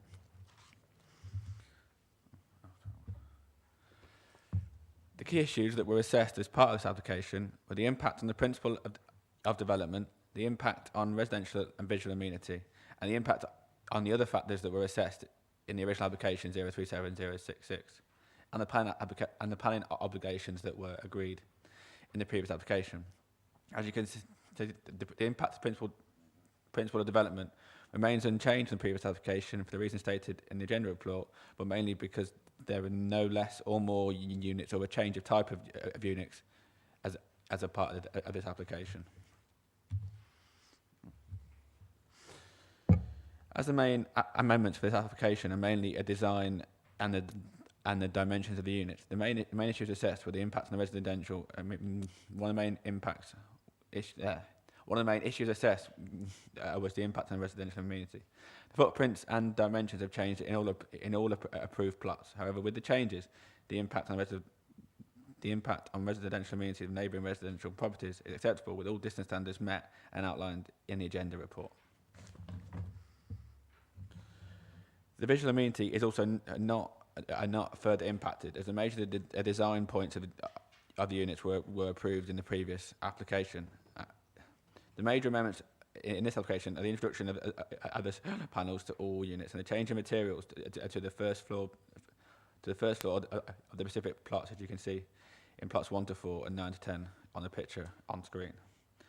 Furthermore, the footprint and dimension changes are not projecting to the front of the units, and so and so there will be no further impact on the street scene. Finally, all points made from the consultees in the previous application, such as Warwickshire Police, which were mentioned in the original application, are still applicable to this application. Therefore, it can be concluded that the impact on visual amenity that the proposal will have is not detrimental and therefore acceptable. In the previously approved application, all the following assessment points were also addressed: the impact on highway safety, the biodiversity in trees, flooding, and the impact and response from the Coal Authority. All were assessed within the original applications, and all the points, issues from report response, which is irrelevant, and all conditions live and applicable to this application, but were deemed that the impact was unchanged as part of this application. As the original application was a major application, planning obligations were assessed, discussed, and confirmed as part of the previous approval. It was concluded that due to an assessment that had taken place, it would be financially unviable for the applicant and developer to pay any requested planning obligations. As this was set at the previous application, this application does not change or amend any of the findings and conclusions of that application. There were no addendum items for this application, and so the recommendation for the committee is to give the head of planning delegated authority to grant planning permission subject to the conditions printed after the expiration of the consultation period on the 19th of December 2022, subject to no new issues being raised. Thank you for letting me do that. Thank you very much, Philip. We don't have any speakers from the public on this item, so I'll move straight to the the motion itself. So it's to recommend planning committee to recommend to give the head of planning delegated authority to grant planning permission subject to terms and conditions. Do I have a proposer? Okay, Councillor Cape, yours is the first hand, and Councillor Shives, are you happy to second that? Okay, so I'll open the floor to debate. So Councillor Cape. Oh, sorry. Actually, I just think it's great that they're putting solar panels on, and I think that's a positive amendment. Okay, thank you. Any other speakers? Councillor Brown. Thank you, Chair. Question for officers, really. We're told this has changed from render to wooden timber effect render. Do we take it that's not real wood, but some sort of plastic or composite material that looks like wood? Yes, it is. It's basically composite material, as you suggested, and obviously one of the key things about that is long-term maintenance as well. Thank you. That was the purpose of my question, was to find out whether the properties would be, have maintenance issues as a result of this, but it's clear that they won't. Thank you. Okay, do I have any other speakers? No? Okay, in that case, we'll go to vote. So the vote is to recommend to give head of planning delegated authority. All those in favour? Against? And abstentions? So was that unanimous? Okay, so that's carried unanimously to approve. Okay, thank you. If we could go on to item number 5, please, Philip.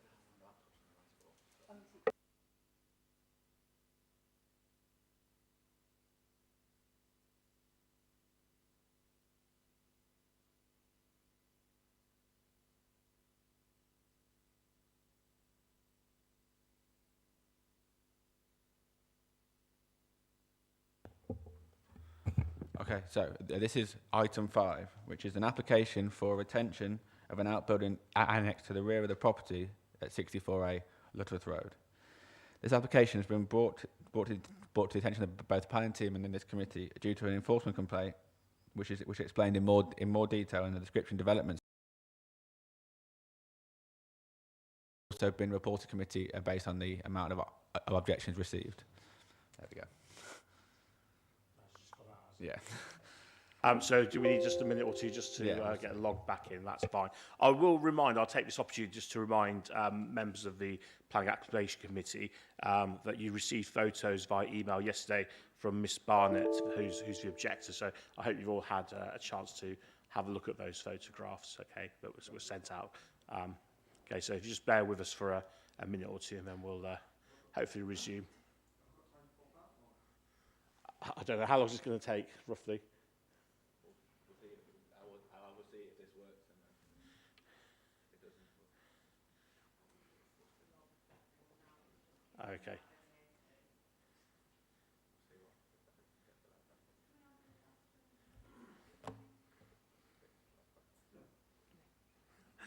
It's always where I'm afraid, Councillor, sorry.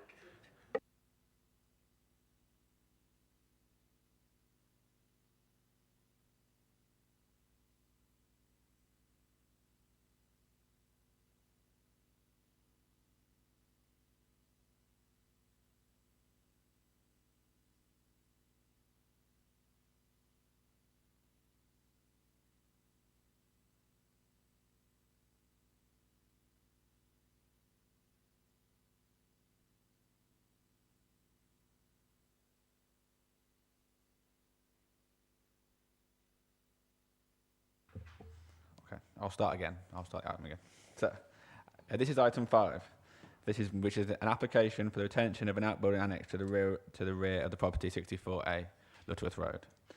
This application has been brought to attention of both the planning team and the planning application committee due to an enforcement complaint, which is explained in more detail in the description development section of the introduction on page 90 of the agenda report, and due to the amount of objections received. The main issues of this application are the impact on residential amenity and the impact on visual amenity. The outbuilding in question was the brick-built one, and the picture's on screen now. The residential amenity is acceptable for the reasons set out in the report, as all policy and guidance are met. It does not directly face any of the neighbouring properties, and because of this, all the distance standards are met to all neighbouring properties. Visual amenity is also acceptable as the outbuilding is entirely to the rear, and it does not have a significant detrimental impact on the visual amenity for the reasons outlined in the relevant section of the agenda report. An ancillary condition has been added to the conditions list in order to keep the outbuilding connected to the main property, and so it cannot be sold or used separately to the enjoyment of the main dwelling. There are a couple of addendum items for this application. The first one is that a neighbouring property was missed off the agenda report, but it is listed on screen and in the addendum. And the second one is that due to some discrepancies with the plans, and that this is a retention of application, we decided to remove the schedule condition from the decision notice, and as such, the report, which had 2 conditions on, will now just have the ancillary condition as condition number 1. And therefore, the committee are recommended to approve the application and grant planning permission subject to the conditions printed. Note that there is not a time limit condition on this application as it is a retention of, and this would be inappropriate to this application. Thank you, Chair. Okay, thank you, Philip. We have 2 speakers on this item, and I'll go to the first of those, which is Miss Lindsay Barnett, who's going to speak, I believe, in objection to this. So you've got the large rectangular button. If you just press that, and you have your 3 minutes when you're ready. Thank you. Thank you for your time. I'm Lindsay Barnett. I own the property at the rear of 64A Lutterworth Road. The back of my property looks directly onto the back of the outbuilding. My reasons for objecting are as follows. Firstly, it was built without any planning permission at all, with no regard for neighbours and no warning of any upcoming building work. It was myself who brought it to the attention of the council, and therefore the retrospective planning permission was put in earlier this year.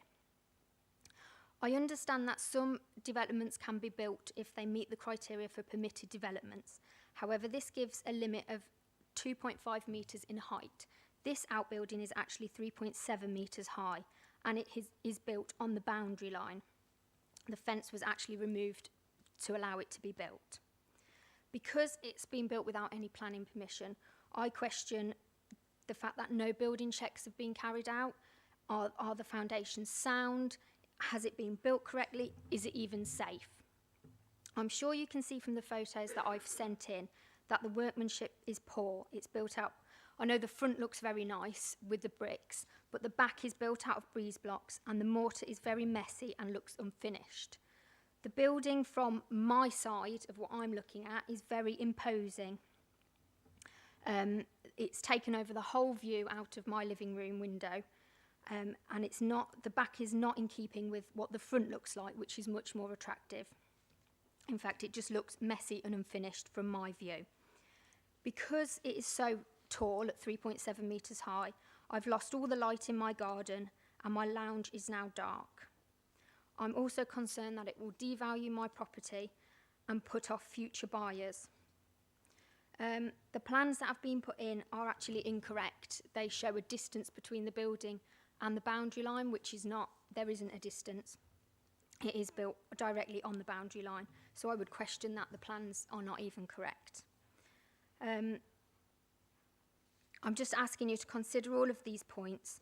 And just a question really, that you're saying that you're going to accept it, but surely looking at the photos, you can agree that a wall of breeze blocks with messy mortar is not an acceptable finish to a building that I've got to look at out of my living room window. Thank you. Okay, thank you very much. Before we move on, I'll just come and ask if there's any points of clarification. So, Councillor Evans. Yeah, as a substitute, I obviously haven't seen the photographs, and the lady wouldn't have known that I would have been here tonight. I'd like to see those photographs before I vote on this application to see the true extent of the impact of the visual amenity. In addition, the diagrams in the agenda and on the presentation that are being used, I can't really get my head around it. I'd like to see a satellite map, and I'd like the officer to show me on a satellite map where the extension is and where, in particular, the lady's property is, so that I can just understand it in my head, if that's possible.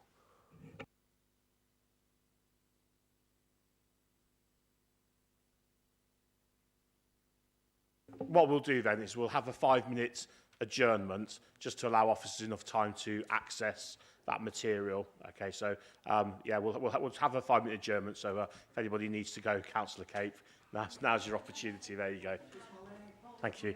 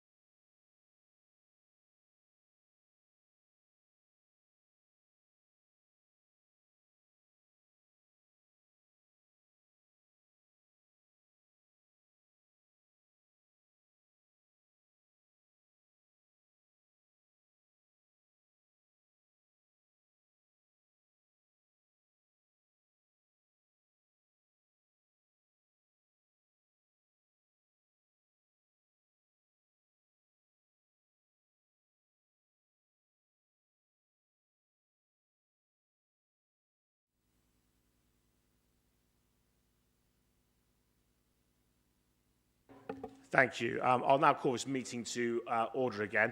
For those of you who are watching the live stream at home, we did suspend it for a few minutes because we had a request, and I think quite rightly from Councillor Evans, who's not seen some of the information because he's substituted in tonight, to actually have a look at some of the pictures and the images. So I think it's right and proper that you are giving that time to study those images.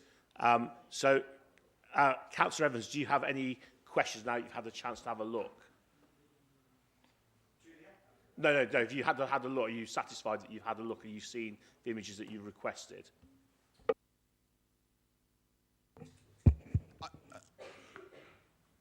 I would have liked it if we could have had diagrams in the report which are a bit more to scale. Yeah. But I've seen what I need to see. So I'd just like to ask then, because if you've got any questions for the applicant, for the objections at all. Was that part of what you had for Ms Barnett at all? No, it's just purely about that. Councillor Cape. Yeah, I know that Councillor Evans has just seen them, but can I ask you, when you were speaking, you said it's the front of your house that faces the rear. Is that correct? Oh, sorry. Thank you. It's the back of my house, but my living room is at the back. So my living room looks out onto the back of the outbuilding, if that makes sense. Yeah. Okay, Councillor Brown. Thank you. Just want to clarify one thing. So, you now look out onto this building. What was there before the building was erected, and how high was the fence or whatever that was there, please? So yeah, it was just a fence there before, just a standard, what's the fence height? 6 foot fence with trees. It was just the garden, it was just the end of his garden. Obviously, because his garden's so long, the outbuilding is nearer to my house than it is the house on 64A Lutterworth Road, if that makes sense, because I've got a very small garden. Thank you very much. Councillor Evans. No, okay, you changed your mind. Any other members? Councillor Cape. Yeah, sorry, it might sound a bit of a gardening question, but is it south facing, east facing? What's the orientation of the property? I didn't quite get that. So is it a south facing, east west facing garden? Because that does make a difference. Oh. My garden is south facing. So going to get sunshine during most of the day then on that garden, yes? Not now. No, obviously not this time of year, but no, I mean not since the right, and not since the erection of the building. Yeah, okay. Because my garden's so small. Right. Okay. Any other points of clarification that any members would like? No. Okay. In that case, I'll move to our next speaker, which is the applicant, Mr. Singh. Okay. So, Mr. Singh, you have your 3 minutes. So just press the big rectangular button when you're ready.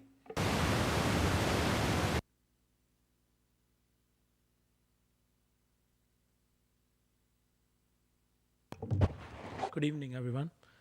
So, about this, I would like to speak. If you're gonna see, the next one is the build-up is the wood one. The room was the wood one. Just is misguided by the builders because they said the ceiling gonna be the actual size. So if you're gonna see the roof is going up, but the actual the ceiling is the same size, but it's gonna be the flat roof. They just misguided me. They said it's gonna be like the not gonna be issue. Once I found out it's gonna be issue, so straight away I applied for the planning permission. And about the other thing, about the boundary line, they said there used to be a shed as well before that, so which we demolished. So and there was a few trees as well, which wasn't that bigger, but actual size if you're gonna see the same as the roof ones. So that's it. Do you have anything else you wish to add? Because you've still got a little bit of time remaining. Well, just got the misguided by the builders, to be honest with you. So that's why, because the roof gone higher. Because otherwise, the ceiling is on 2.5. So that's the actual reason. Because once I found out, so then straight away apply for the. Okay, thank you. If you wouldn't mind turning off your microphone, then I'll just ask members if they've got any questions that they would like to ask for clarification purposes. Councillor Evans, you indicated.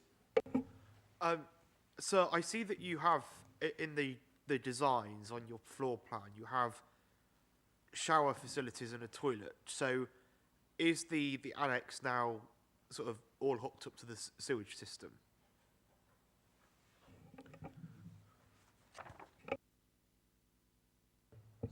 It's for the, like, we're going to use for the gym. It's like kind of the gym room, and like, you're not going to sit over there. That's why we set up.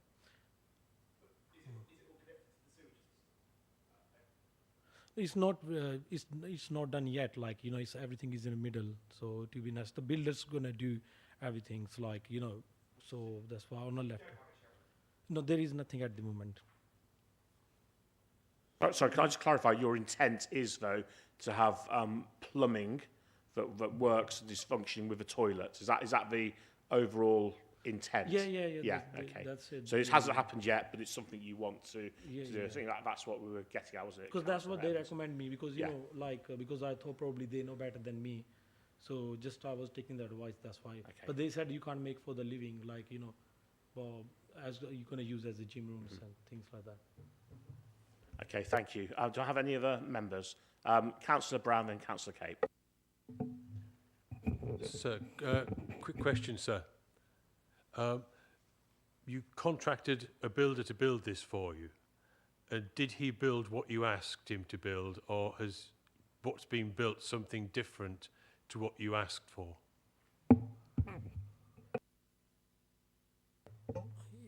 Actually, to be honest with you, like, because it should be in the because they told me nobody gonna ask you, because it's the house is like, it's detached, not attached to the house. It's not gonna be issue.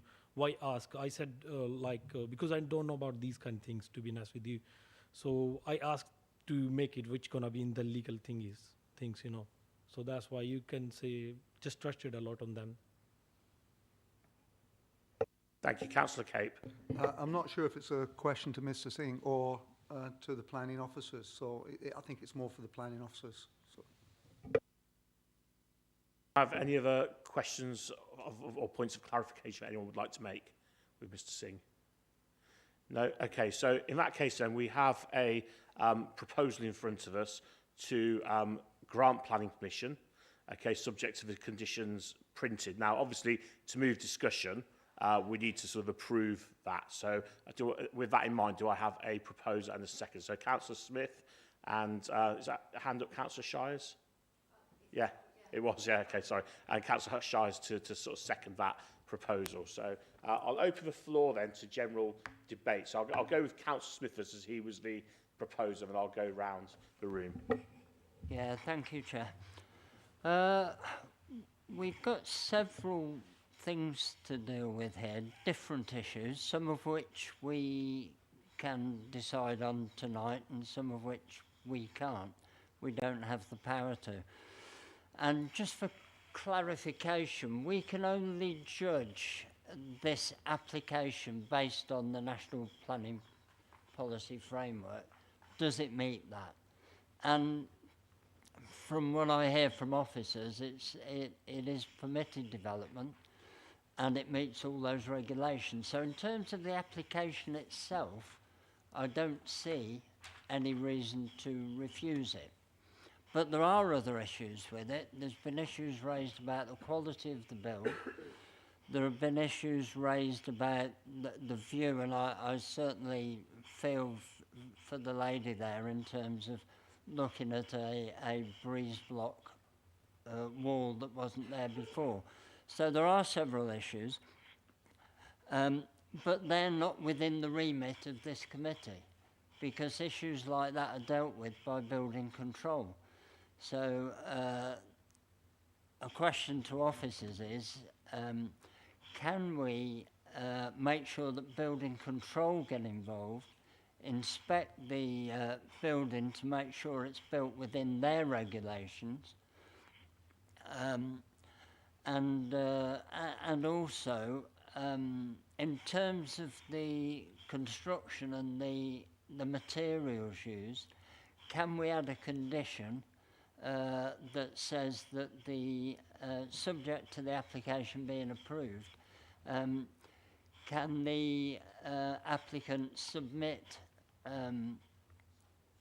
samples of the building materials, and they will need approving by our officers. So they will then have the power to make something that's more attractive in terms of materials. Can I just clarify, that's for the, not just for front, but also for the rear of the building? Yeah, for as the whole well? building, For the whole building, to be honest. Okay, Yeah. Okay, thank you, we can certainly sort of look at doing that if we go ahead, Councillor Smith. Councillor Evans, I think yours was the next hand I saw up. Yes, thank you, Chair.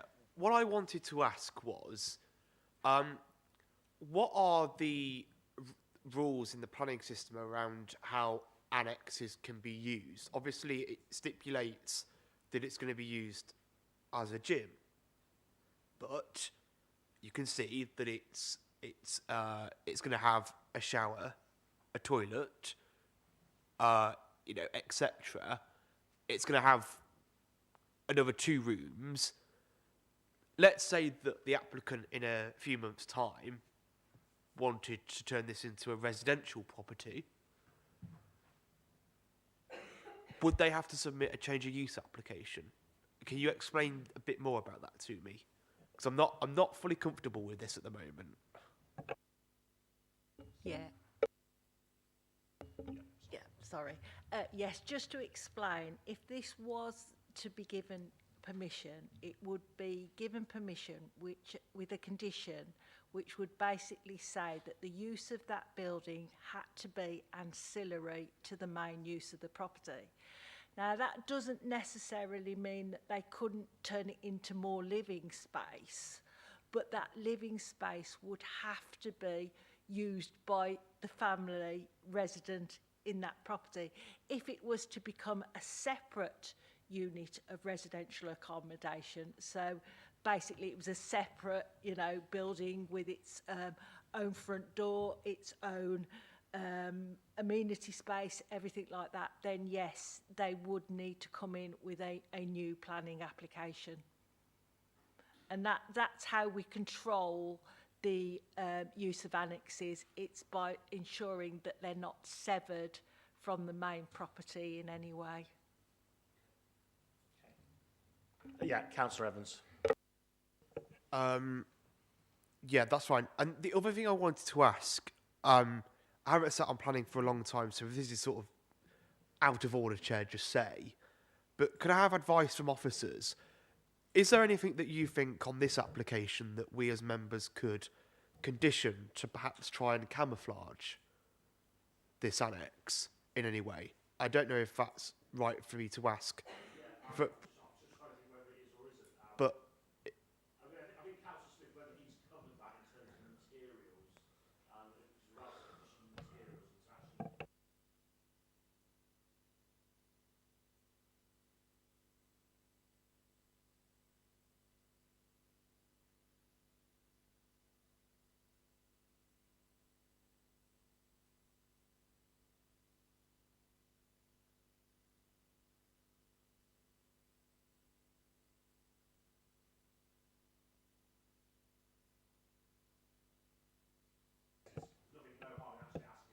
So, and if that information came back and officers weren't content, it would come back to the committee based on the materials supplied.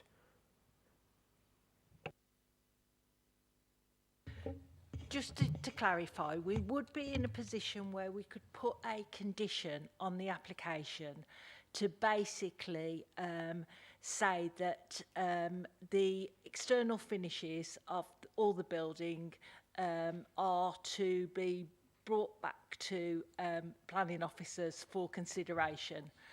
The difficulty we have is that we don't bring discharge of conditions applications back to members. But having said that, I would take the view that certainly I would want the ward member to be happy. I would want some member involvement, but obviously not bring it back to the complete committee. Hope that makes sense. Sorry, it's been a bit of a long day. So.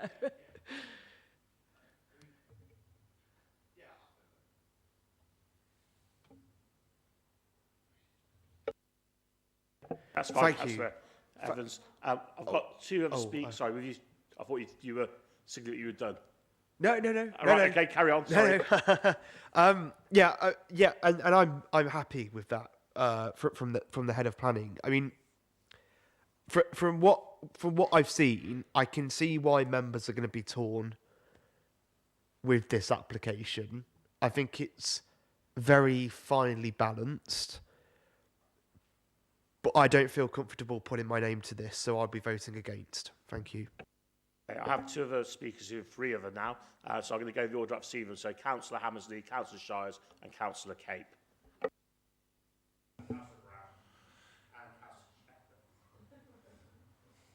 Thank you, Chair. Just, can we take in, if this then goes to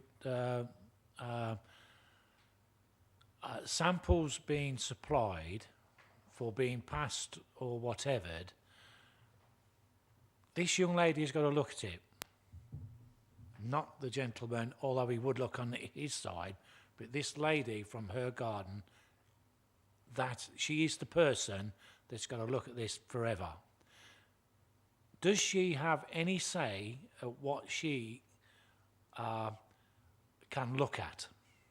I know it's a difficult one, but that young lady over there has got to look at something for the rest of her stay in this property. We certainly could involve the neighbour in those discussions. The difficulty we would have is we would have to be careful in the decision we made that if the lady wasn't happy with it, but we as planning officers thought it would be acceptable, we would have to look at whether, again, sorry to keep raising it, if the applicant went off to appeal, would we actually be able to defend that appeal? So I suppose what I'm saying, we're happy to involve the lady in those discussions, but we have to obviously take account of planning policy and planning judgment in making that final decision. Thank you. Okay, I'll move to the next speaker, Councillor Shires. Thank you. I think, for me, there's lots of things about this I really don't like. We've already got the first building, which is at the permitted height, and is also away from the boundary wall, and I'm guessing the back looks very similar to the front, so it's probably quite pleasing. We've then got the new building that's been erected. So the applicant already knows about permitted development, I would assume, just from doing the first building and knowing roughly how high something should be. The drawing that we've got, there is actually quite a distance between the boundary line, which actually is nothing, represents nothing that's been sent on the pictures. And with this building, it seems that if a reputable builder's built it, they would be saying, well, actually, under permitted development, we should only go this high, and we should have planning approval if we are going to go any higher, whether that's inside or outside. Because if the first building is at that level, for me, sure, it would just be absolute common sense that the second building would also need to be at that height, and it wouldn't take much to be able to look at that and realise that isn't at the permitted development height. And I can't, I would have to vote against this, because no, that doesn't sit right with me, because you would know from the first one that would just be logical, and a builder would pick up on that. Yeah. Obviously, just to clarify that this, the reason why we've got this application is obviously because it isn't permitted development. So we need to be considering this application against standards. And obviously that's not just permitted development, that's other policies that we got, whether it's national policies or local policies. So it's just that point of clarification in that we must consider this application based on what's in front of us, rather than the situation by which it's come about, unfortunately. Councillor Shires. Yeah, absolutely get that, but this is a retrospective planning application. So my point is on this is but the builder would have known basically at the beginning of what the heights would need to be and whether planning application should have been put in, and so would the applicant. So because it just feels that, because I'm just not very keen on people that go and then put in a retrospective application, because it kind of puts us in this position of where it's already been built, but actually nobody's had any choice in the matter. So it's kind of pushing us into a situation. So, and potential is, it was already knew that of what the planning, when a planning application would need to be, as particularly as the argument is within the inside, is within the 2.4 metres. So it's, yeah, I think, and that's what's really, you know, pushing it for me. We've got the other building, they knew. Yeah, I mean, I think no one's without sympathy for the point that you've made, Councillor Shires, but I think we've got to remind ourselves, we've got to kind of go with what's in front of us. And I know a lot of us will have issues with this on probably a personal level, but I think we've got to kind of look beyond, and we've got to look at what is permissible and what isn't. And I agree, I would be very happy if that was next to me. I agree, I would concede that point straight away. But I think, as members of this committee, we have to look on what is presented to us, and obviously what is within permitted and what is outside of that permitted development. So that's something to just think about, I think. Next speaker is Councillor Cape. There is a slight precedence for this, because I think about 2 months ago, we had a very similar case where it wasn't even a property that was going to be used as a gym, or potentially some others, spillover accommodation, where it was actually very similar. The height was higher than the fence. There was no planning permission put in. And the recommendation at that time was that it should not be granted. And we voted accordingly for all the reasons that Councillor Shires and others have raised. And on this one, I'm actually concerned that on the paragraph where it says that permitted height is 2.5 under permitted development, and yet it's gone to 3.7. So how can we be saying that it's okay because it's already above permitted height? Now, I personally have had a bit to my house done, and I made absolutely sure that the builder complied, and I then applied for a certificate to make sure that it could be used and it met all the standards. And the last thing I'll say, before I get to the question that I would like answered, is that looking at it, I'm kind of trying to future-proof this as well, that somewhere down the line, if this is permitted, what's to stop the applicant saying, well, you know what, this doesn't look right now. What I want to do is match what I've now got on the left to what I've got on the right, and then built and applied for planning application, and we'd already have set a precedent whereby it's built to that height, so he could then change the one that on the right-hand side as we're looking at it.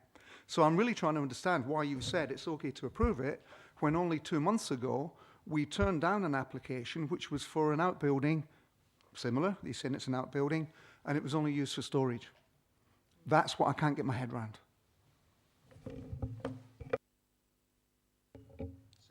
Obviously, without knowing, and you have to forgive me because I don't know which application you're referring to. It's very difficult because we aren't all, we're often, we're not, even if they're similar, we're not comparing apples with apples. But unfortunately, I just can't, I can't answer what the difference is between those two. And I don't think the planning officer knows the case either.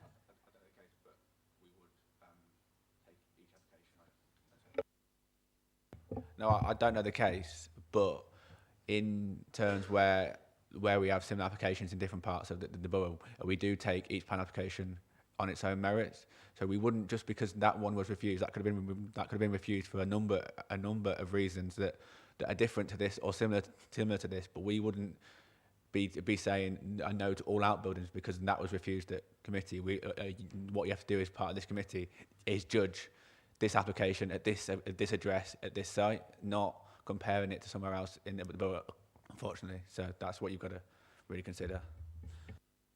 Okay, thank you, Councillor. Does that answer your question? No.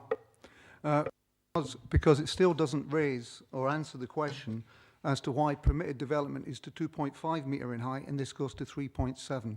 And I've said before at this committee that I'm supposed to apply reasonableness, that I listen to the legal advice of council and the council officers, which I do, and I take it on advice, but then my job is to apply reasonableness to it, and it's that which I'm going to do.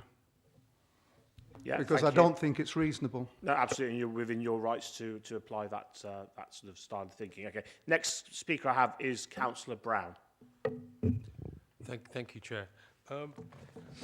Like Councillor Shires pointed out, the plans to this application indicate that the rear of this building is somewhat distant from the boundary. Yet the photographs we've seen show it to be on what appears to be the boundary. So, you know, even though the plans are not reproduced to scale, the plans don't accurately show the location of the building, or possibly don't.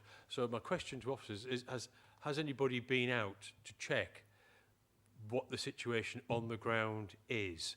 Is the plan we've got here correct, or is the plan incorrect? Because we've been asked to make a decision based on an application supported by a plan, which, from the point of view of this application, we have to take as being definitive.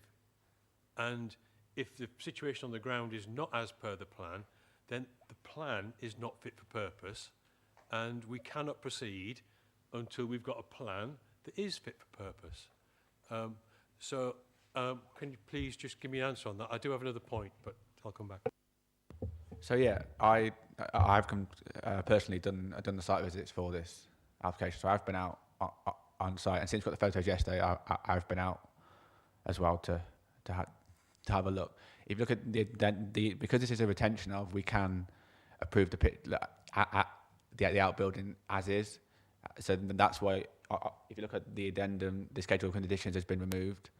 So we are approving the outbuilding because it's a retention of, you're essentially approving what's there now on site. The schedule of conditions has been removed because there were discrepancies with the plans and the photos.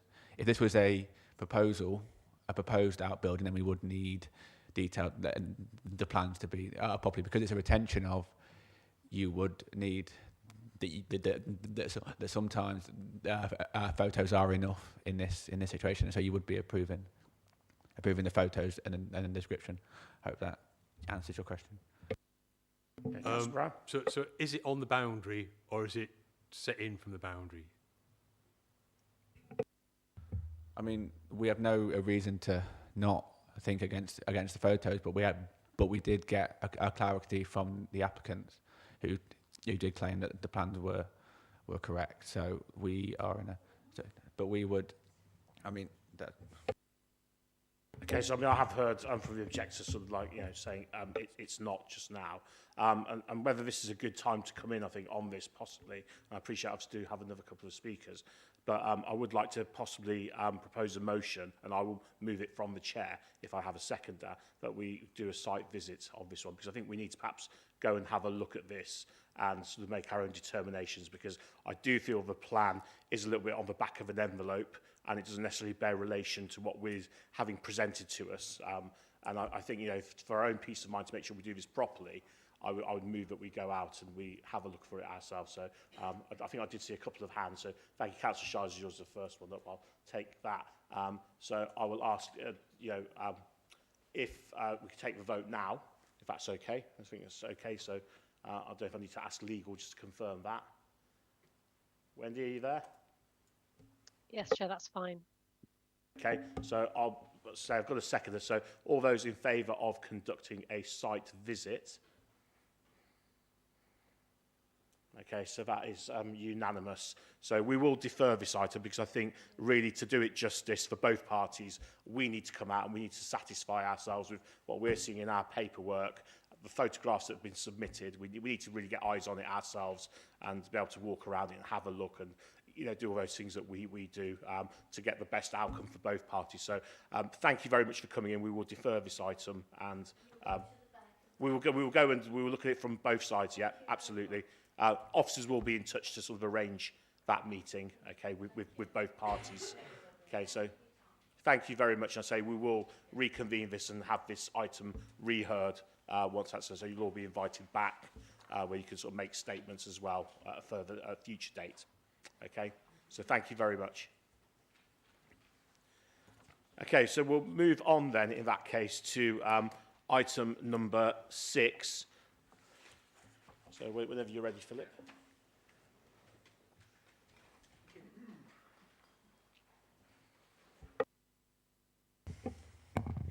Okay, so this is item 6.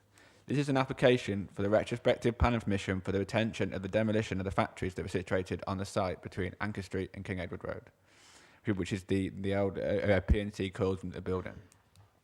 The background of this application, which is outlined in detail in the report on page 97, this explains how we got to this point in front of the committee. To be clear, this application is just for the demolition and not for any further works or development which might or might not have taken place since the application, or for any future development that will be on this site.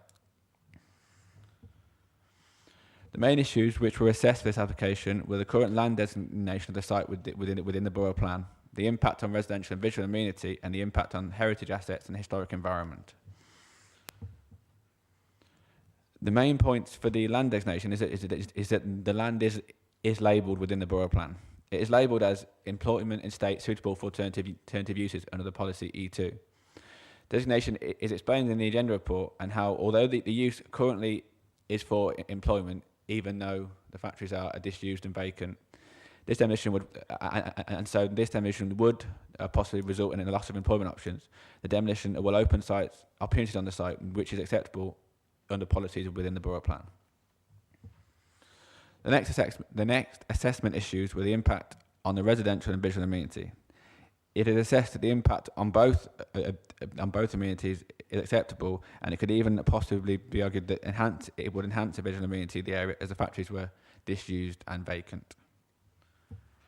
Finally, the factories were not nationally or locally listed and were not part of any conservation area, and therefore, as the agenda report, the demolition is acceptable as the buildings cannot be protected. There are no agenda items for this application, and so the committee is recommended to grant planning permission subject to the conditions printed. Thank you, Chair. Okay, thank you very much. I have 2 speakers on this matter, both in objection. So I'll start with first, which is Councillor Condecourt. Thank you very much. I always hate retrospective planning applications, and to demolish a building in such a dreadful way and then put a retrospective application in is appalling. And those who know the site is a collection of buildings with a set of trees in the middle. Those have been wiped out, I assume, and the site totally levelled.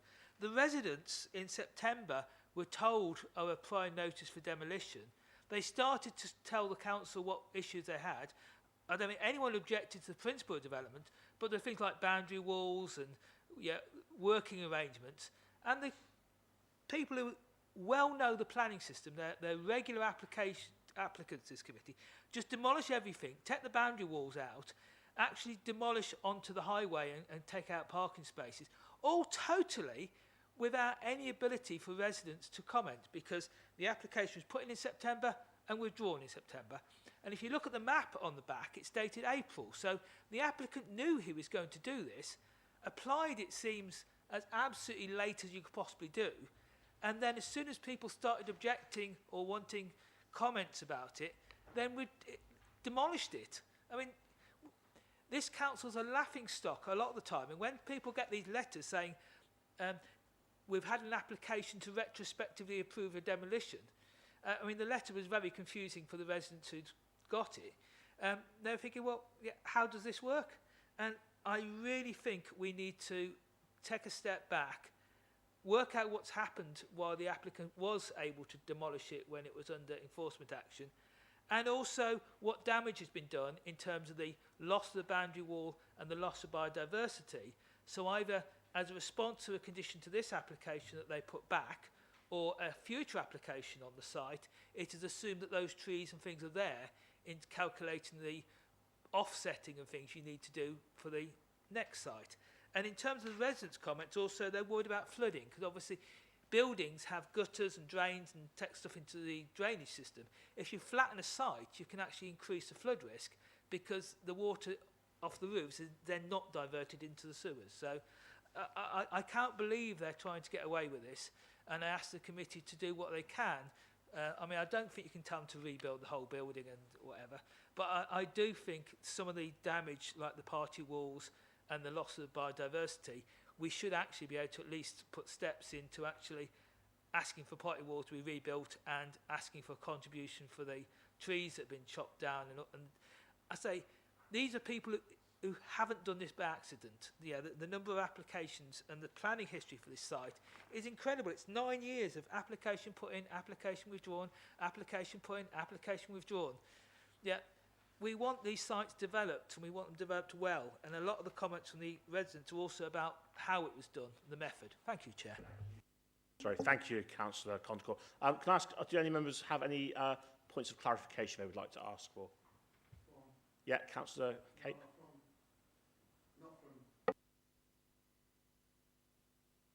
Yeah, just from Councillor Condicle at the moment. In that case, we'll go to our second objector, which is Mr. Goggins. So if you just press a big rectangular button, you've got 3 minutes when yes on. Yeah. Thank you, Chair. Hopefully, they've just been passed around now. I do apologise, councillors, because I wasn't able to submit some photographs by email yesterday, so we've had to go back in time a little bit for hard paper copies. In terms of the points I made in response to the initial consultation, I'd just like to put them in context in terms of the issues to be determined today. And firstly, the impact on residential amenity. As Councillor Condicle's quite rightly raised, there are concerns now that the site has been levelled, concreted over, and indeed slopes from King Edward Road to Anchor Street that runoff to the site could be an issue. And the photos I've supplied sort of show how the site slopes and indeed how water collects, even with a moderate amount of rainfall. The other impact on residential amenities, the drop curbs in Anchor Street have been extended by the applicant's workers. That puts pressure on the street because it is a residents' parking zone. And it does cause difficulties because obviously parking outside a drop curb, even if there's nothing there, potentially, it would put an enforcement officer in a bit of a conundrum, whether or not they need to be pragmatic about it or whether they should enforce what would be a road traffic offence. The other matter in residential amenity was the damage caused by the applicant's workman to a lamppost, which again is shown in the photographs there. And from a crime and disorder perspective, it's concerning that we have a large part of the street now that's in darkness, and obviously with a large open space behind.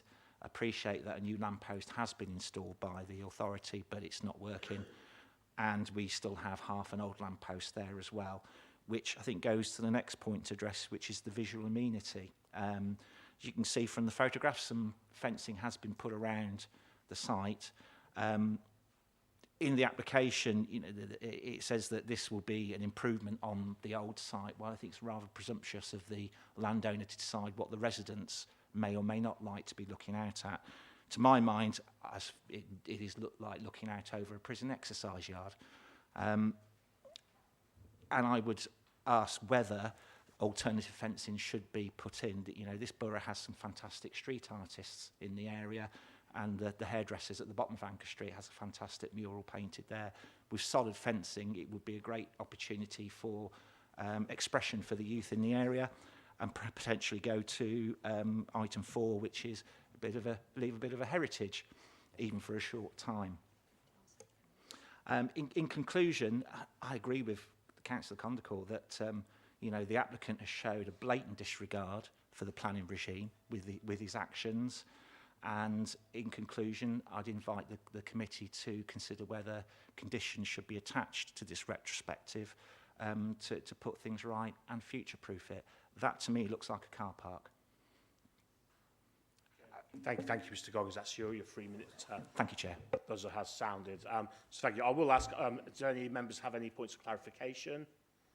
No. I would just have one regarding the drop curbs. Do you know if they've actually gone through Warwickshire County Council, they've actually got approval of those, or is it just something they've put in themselves? They put in themselves. I'd say I don't know if officers, if that's something we've looked into at all, and what the answer is to that. Actually, I don't know. Do you want to? I think you want to start just to explain. So, just to cover the points about the fencing and the flooding and all that. Unfortunately, this application is just for the demolition. I know that might sound, but the fencing will possibly be investigated next. The level of the land might possibly be investigated next. Any development that they want to do on the land would most likely need permission. So that condition about future proofing, although is probably welcome, the planning legislation does. Like, if they want to put it on it, they do. So, as I said in the first slide, this is just for the demolition. Any development or stuff that's been put on, or might be put on, or has been put on, is not part of this application.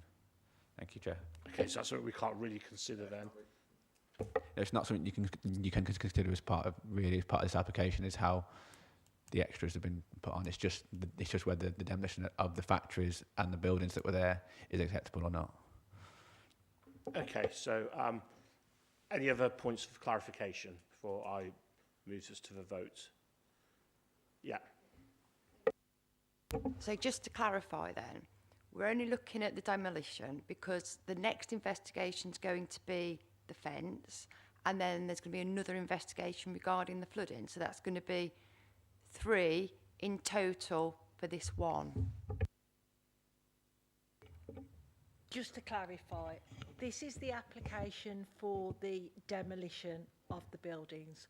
What we're then expecting is an application for the use of that land, which will include boundary treatments, drop curbs, everything like that. Now, in an ideal world, we would have probably liked the applicant to have put both in at the same time, but we can't force that. So they have basically said, my understanding, they have said that they want to see what happens with this application, and then they will put the application in, which will set out what exactly they're going to do with the land. And that, to be fair, aside from this being retrospective, which we all don't like, and I do think, obviously, in what's coming out in national guidance, they are potentially going to do something about that in the future, which will be great because it's been promised for decades. But it's basically, we do have to look at whether the demolition is acceptable. So we can't look at things like the flooding, the fence. That will all come in the next stage of the process. Yeah, but they won't come in one at a time. It'll come in as a proposal then for the site. So here's the demolition. So this is the application for the demolition. And the next stage will be, right, well, this is what the site's going to look like and what we're going to put on it. And obviously, again, if it's anything other than employment land, because it is an employment site, then, you know, again, I can't predetermine how we'd look at that, but there are policies that protect employment land. Okay, so that answers your question, Councillor Shires, yeah.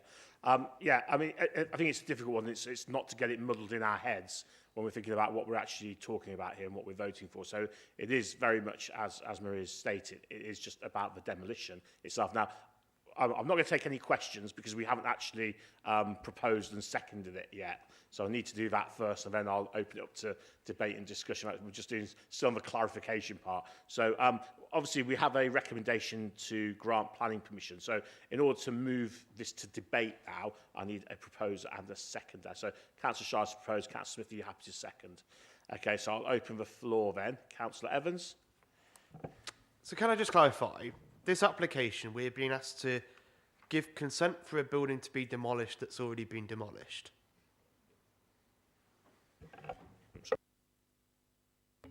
We can't refute, obviously, as a local planning authority, we have to accept any applications that come into us. So we can't say we can't determine an application because it's a retrospective application. So we've still got to take this application, validate it as we've done, and make a decision on it. We can't turn it away on that basis.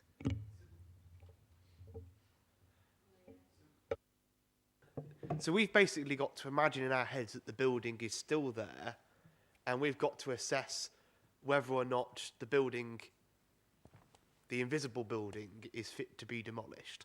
That's what we're being asked to consider. And this is why I get so frustrated with our planning system. The other point I just wanted to ask is, if I'm right in what I'm saying, I mean, surely planning enforcement have got to be involved with this. Could you give us an update on that, if possible? So, normally, if they were going to demolish a building like this, then the prior notification, which we asked them to apply for, would be the appropriate application. As that became inappropriate during that time period, that's what. So essentially, yes, however strange it may sound, you are being asked to determine the impact of the demolition of these buildings would have on the land. As for enforcement, I think Emery's got more input in that than me, so I'll hand over. Just to clarify, obviously we look at, it's not whether the building is fit to be demolished. That's not a planning matter. It's the impact of the demolition of that building on, in the main, visual amenity. And a lot of issues where we have issues with demolishing buildings is within conservation areas, because they basically create gaps that are alien to that historic environment. And I think this is why the planning officer was at pains to kind of say it's not in a designated area. So actually, I'm not going to say anything good about retrospective applications. You know, you're seeing, because of what they've done, you're seeing what the impact is. You're seeing it there. You are right in that obviously this application came out of an enforcement process, and we need to carry on with that enforcement process. When I talk about the second application, that will be potentially forced through the enforcement process. So we are doing the enforcement process on this site. Thank you. Councillor Hammersley. It's fait accompli, it appears, where we're going to knock it down anyway. They won't make us rebuild it, because they won't. With the view, as there is another plan, which we're not privy to, in whoever owns that plot of land. And it cuts deep with me that our hands are tied, because the building is gone. It's not going to be replaced. We can now only, the next phase, as you're saying, if planning should be applied for, and then assess that separately to this. But what can we do? The building's gone. It's you know, it's gone.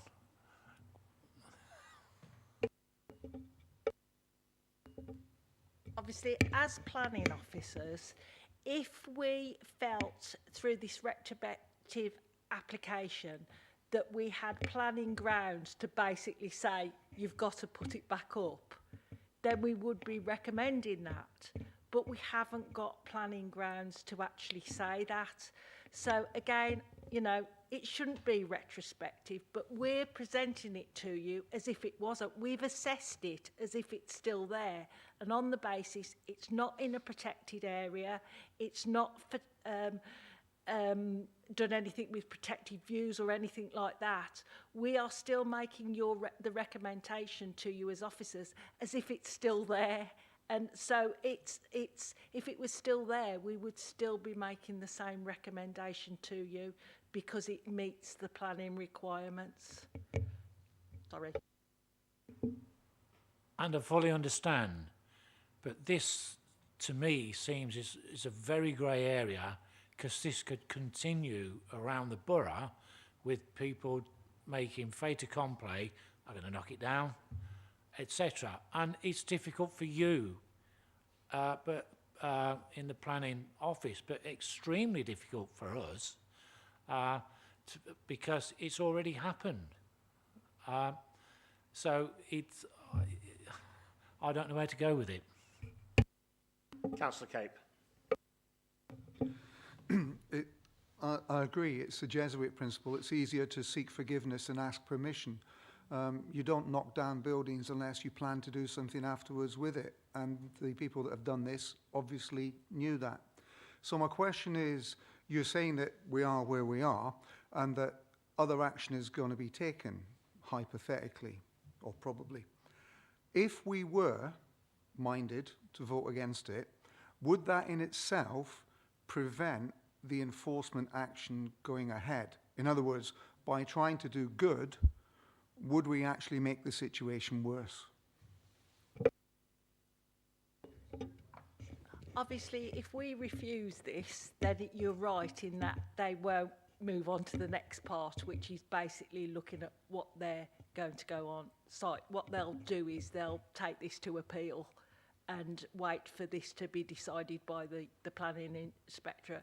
And what we're doing as your professional officers, okay, it's always a judgment, because we do know, you know, through the planning inspectorate, we can never be certain on what decisions are made.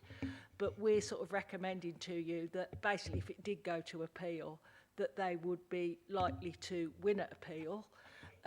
What we're saying is that, again, we could have costs against us, and potentially, like you said, we are delaying trying to put something back onto that site that is acceptable to us all. It's okay. Just to follow on from that then, if the building was still there and this was coming forward in the proper manner for an application, would we have had the ability then to put in some mitigation on it? In other words, to say, okay, you can take it down, however, we want you to do A, B and C. Yes, you are right in that we would have had the ability to put some conditions on that, but again, they would only be planning conditions. They wouldn't be things like party walls and everything aren't planning related. Again, it's separate legislation. I think you just need to be careful. It's, you know, you've mentioned the planning system. We are limited sometimes in terms of what we can actually look at. Okay, just to follow on from what Councillor Cape has said, I'd just like to ask, in terms of conditioning, would we be able to condition things, for example, like drainage? Because you're in surface water, it's concrete, impermeable surface, so we do get a lot of that. So is there anything we could do in terms of conditioning that some sort of drainage system is put in to stop water and mud sort of getting washed down onto the road? And the second one, in terms of visual amenity for residents, I think Mr. Gog has made a very good point. You know, great, yes, you've got this fence, but the fence is there to protect, but visually it doesn't look great. Is there anything we could do in terms of softening that in whatever way, whether it's camouflage or, like say, getting the developers to build, or sorry, the applicant to build and erect some sort of wall that could be have local graffiti artists come and do a mural or something on there? I mean, again, because we're assessing it as if the factories are essentially still there, the impact on the demolition, the fencing that has gone up could be subject to needing planning permission, so they would have to apply to put those fencing in. So again, it would be another retrospective plan application, which again would not is not an ideal outcome in this situation. But the fencing might need planning permission, and therefore they would apply for that fencing. We'd go through the whole process, and whether it would be acceptable under neighbours and yourselves, and under the amenity, we'd assess that impact, and then that would then be the mitigation. Again, with the drainage and the service levels, and that would be the same. If that needed permission, then that's where the mitigation and everything would come in. It goes back to the next stage of this process is after if this is basically approved, the next stage of the planning enforcement process is to get details in of what's actually going to happen, on that site, which will include drainage details, will include boundary treatments, because I think you've got to bear in mind that if there are proposals for that site, we might want to see what the permanent boundaries is, because they're not likely to want to put up temporary boundary fencing if they're actually going to put some, you know, permanent stuff in. So it is down to planning enforcement now, picking this next stage up and running with that. And obviously I have got control of that part of the service as well. Thank you for clarifying that. I'm going to move to my next speaker, that's Councillor Shepherd. Thank you, Chair.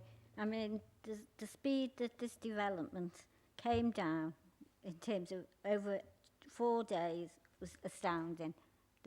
The people that run the business actually have put loads of planning applications into this thing, including demolition, so know how the system works. So the fact that they've gone against this and the inconvenience to the residents, if this had come to planning as it was supposed to do, we'd been able to put those conditions on, safeguarded the residents, because I know that was an old building, I know it's come down, and I don't know whether there was asbestos in there or not. So putting residents at risk, I think, is blamed. I hope that the enforcement process is followed through, because otherwise we're going to find ourselves doing more retrospective planning applications than we care to do, including demolition. So I've got real concerns. My hands are tied. It's down now, so I've got to approve it. Obviously, I'll be looking at to what they are going to do with the site moving forward, because it is actually in my ward. But the inconvenience and the disregard for the residents and this borough's planning process is appalling, and I do hope that the enforcement process is followed through. Thank you, Chair. Yeah, and I think many of us would probably echo that who are here tonight in terms of, it almost feels like they've got off scot-free with doing something here. And, it will encourage other people. So it would really be good to see that enforcement takes actually a very harsh line with it and sort of steps in a way that we possibly, as a planning applications committee, can't. Just before I move to the next speaker, I've noticed it's now 8:45, so I'd like to move to suspend standing orders. Okay, so thank you. Happy to propose and second. Thank you. All those in favour? Okay, so we could now get through all our business before and not have to rush. Okay, so I'll go to my next speaker, which is Councillor Hammersley. This errs on the side of someone knowing exactly what they were doing, exactly what they're doing, and the only benefit for the neighbours is there is a fence gone around the site, which will stop probably illegal encampments, which is in your favour. It doesn't help the bigger picture, but we don't want to go down that's a bigger issue then for you and a bigger problem, and for the council as well. So it has done you a favour in one respect, but the bigger respect is somebody knows exactly what they're doing. Thank you, Chair. If I have no further speakers, then I'll move to the vote. So all those in favour of recommending that we grant planning permission for this retrospective action, can I have a show of hands, please, for all those in favour?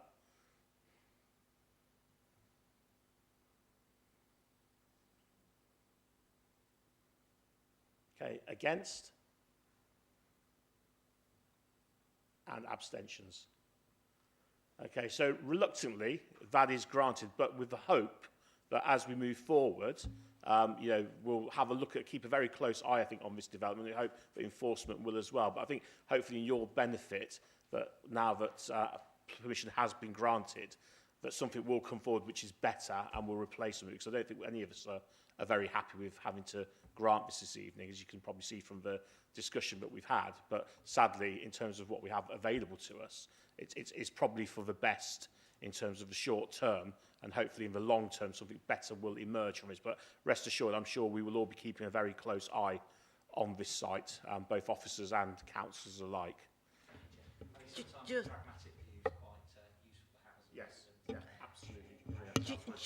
Just to reiterate, I have actually got a meeting with the planning team at 10 o'clock tomorrow, so I will be raising this as an issue of priority, just so that members and residents are aware of that. Okay. I take consolation that people seem to get away with stuff time and time again.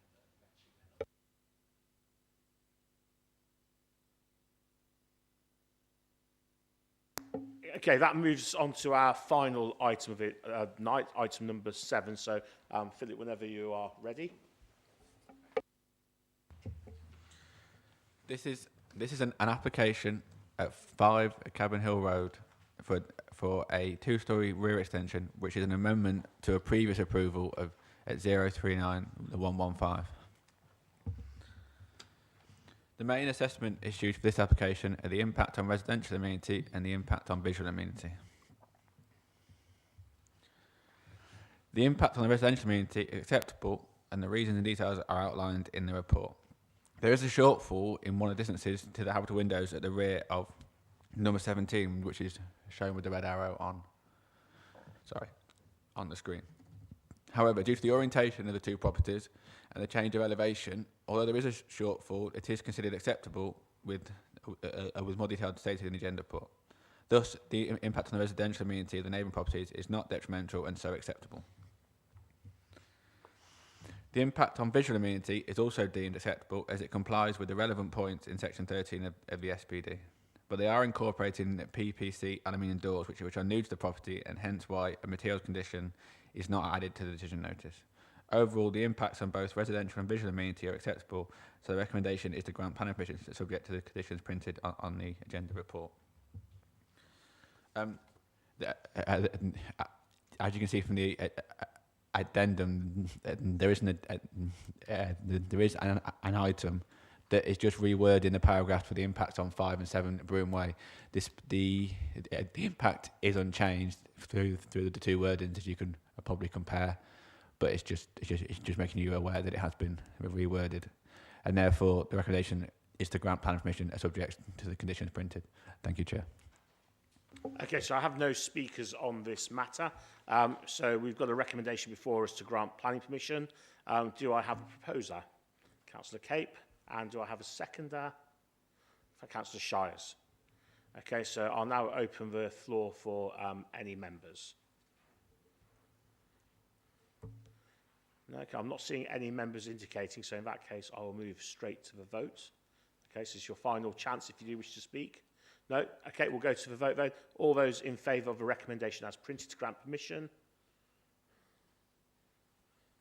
Okay, that's unanimous. Thank you. That is our final item, so it just bids me to thank all our members and all our members of the public for turning up tonight and for speaking, and to wish you all a very happy Christmas. This meeting is now adjourned.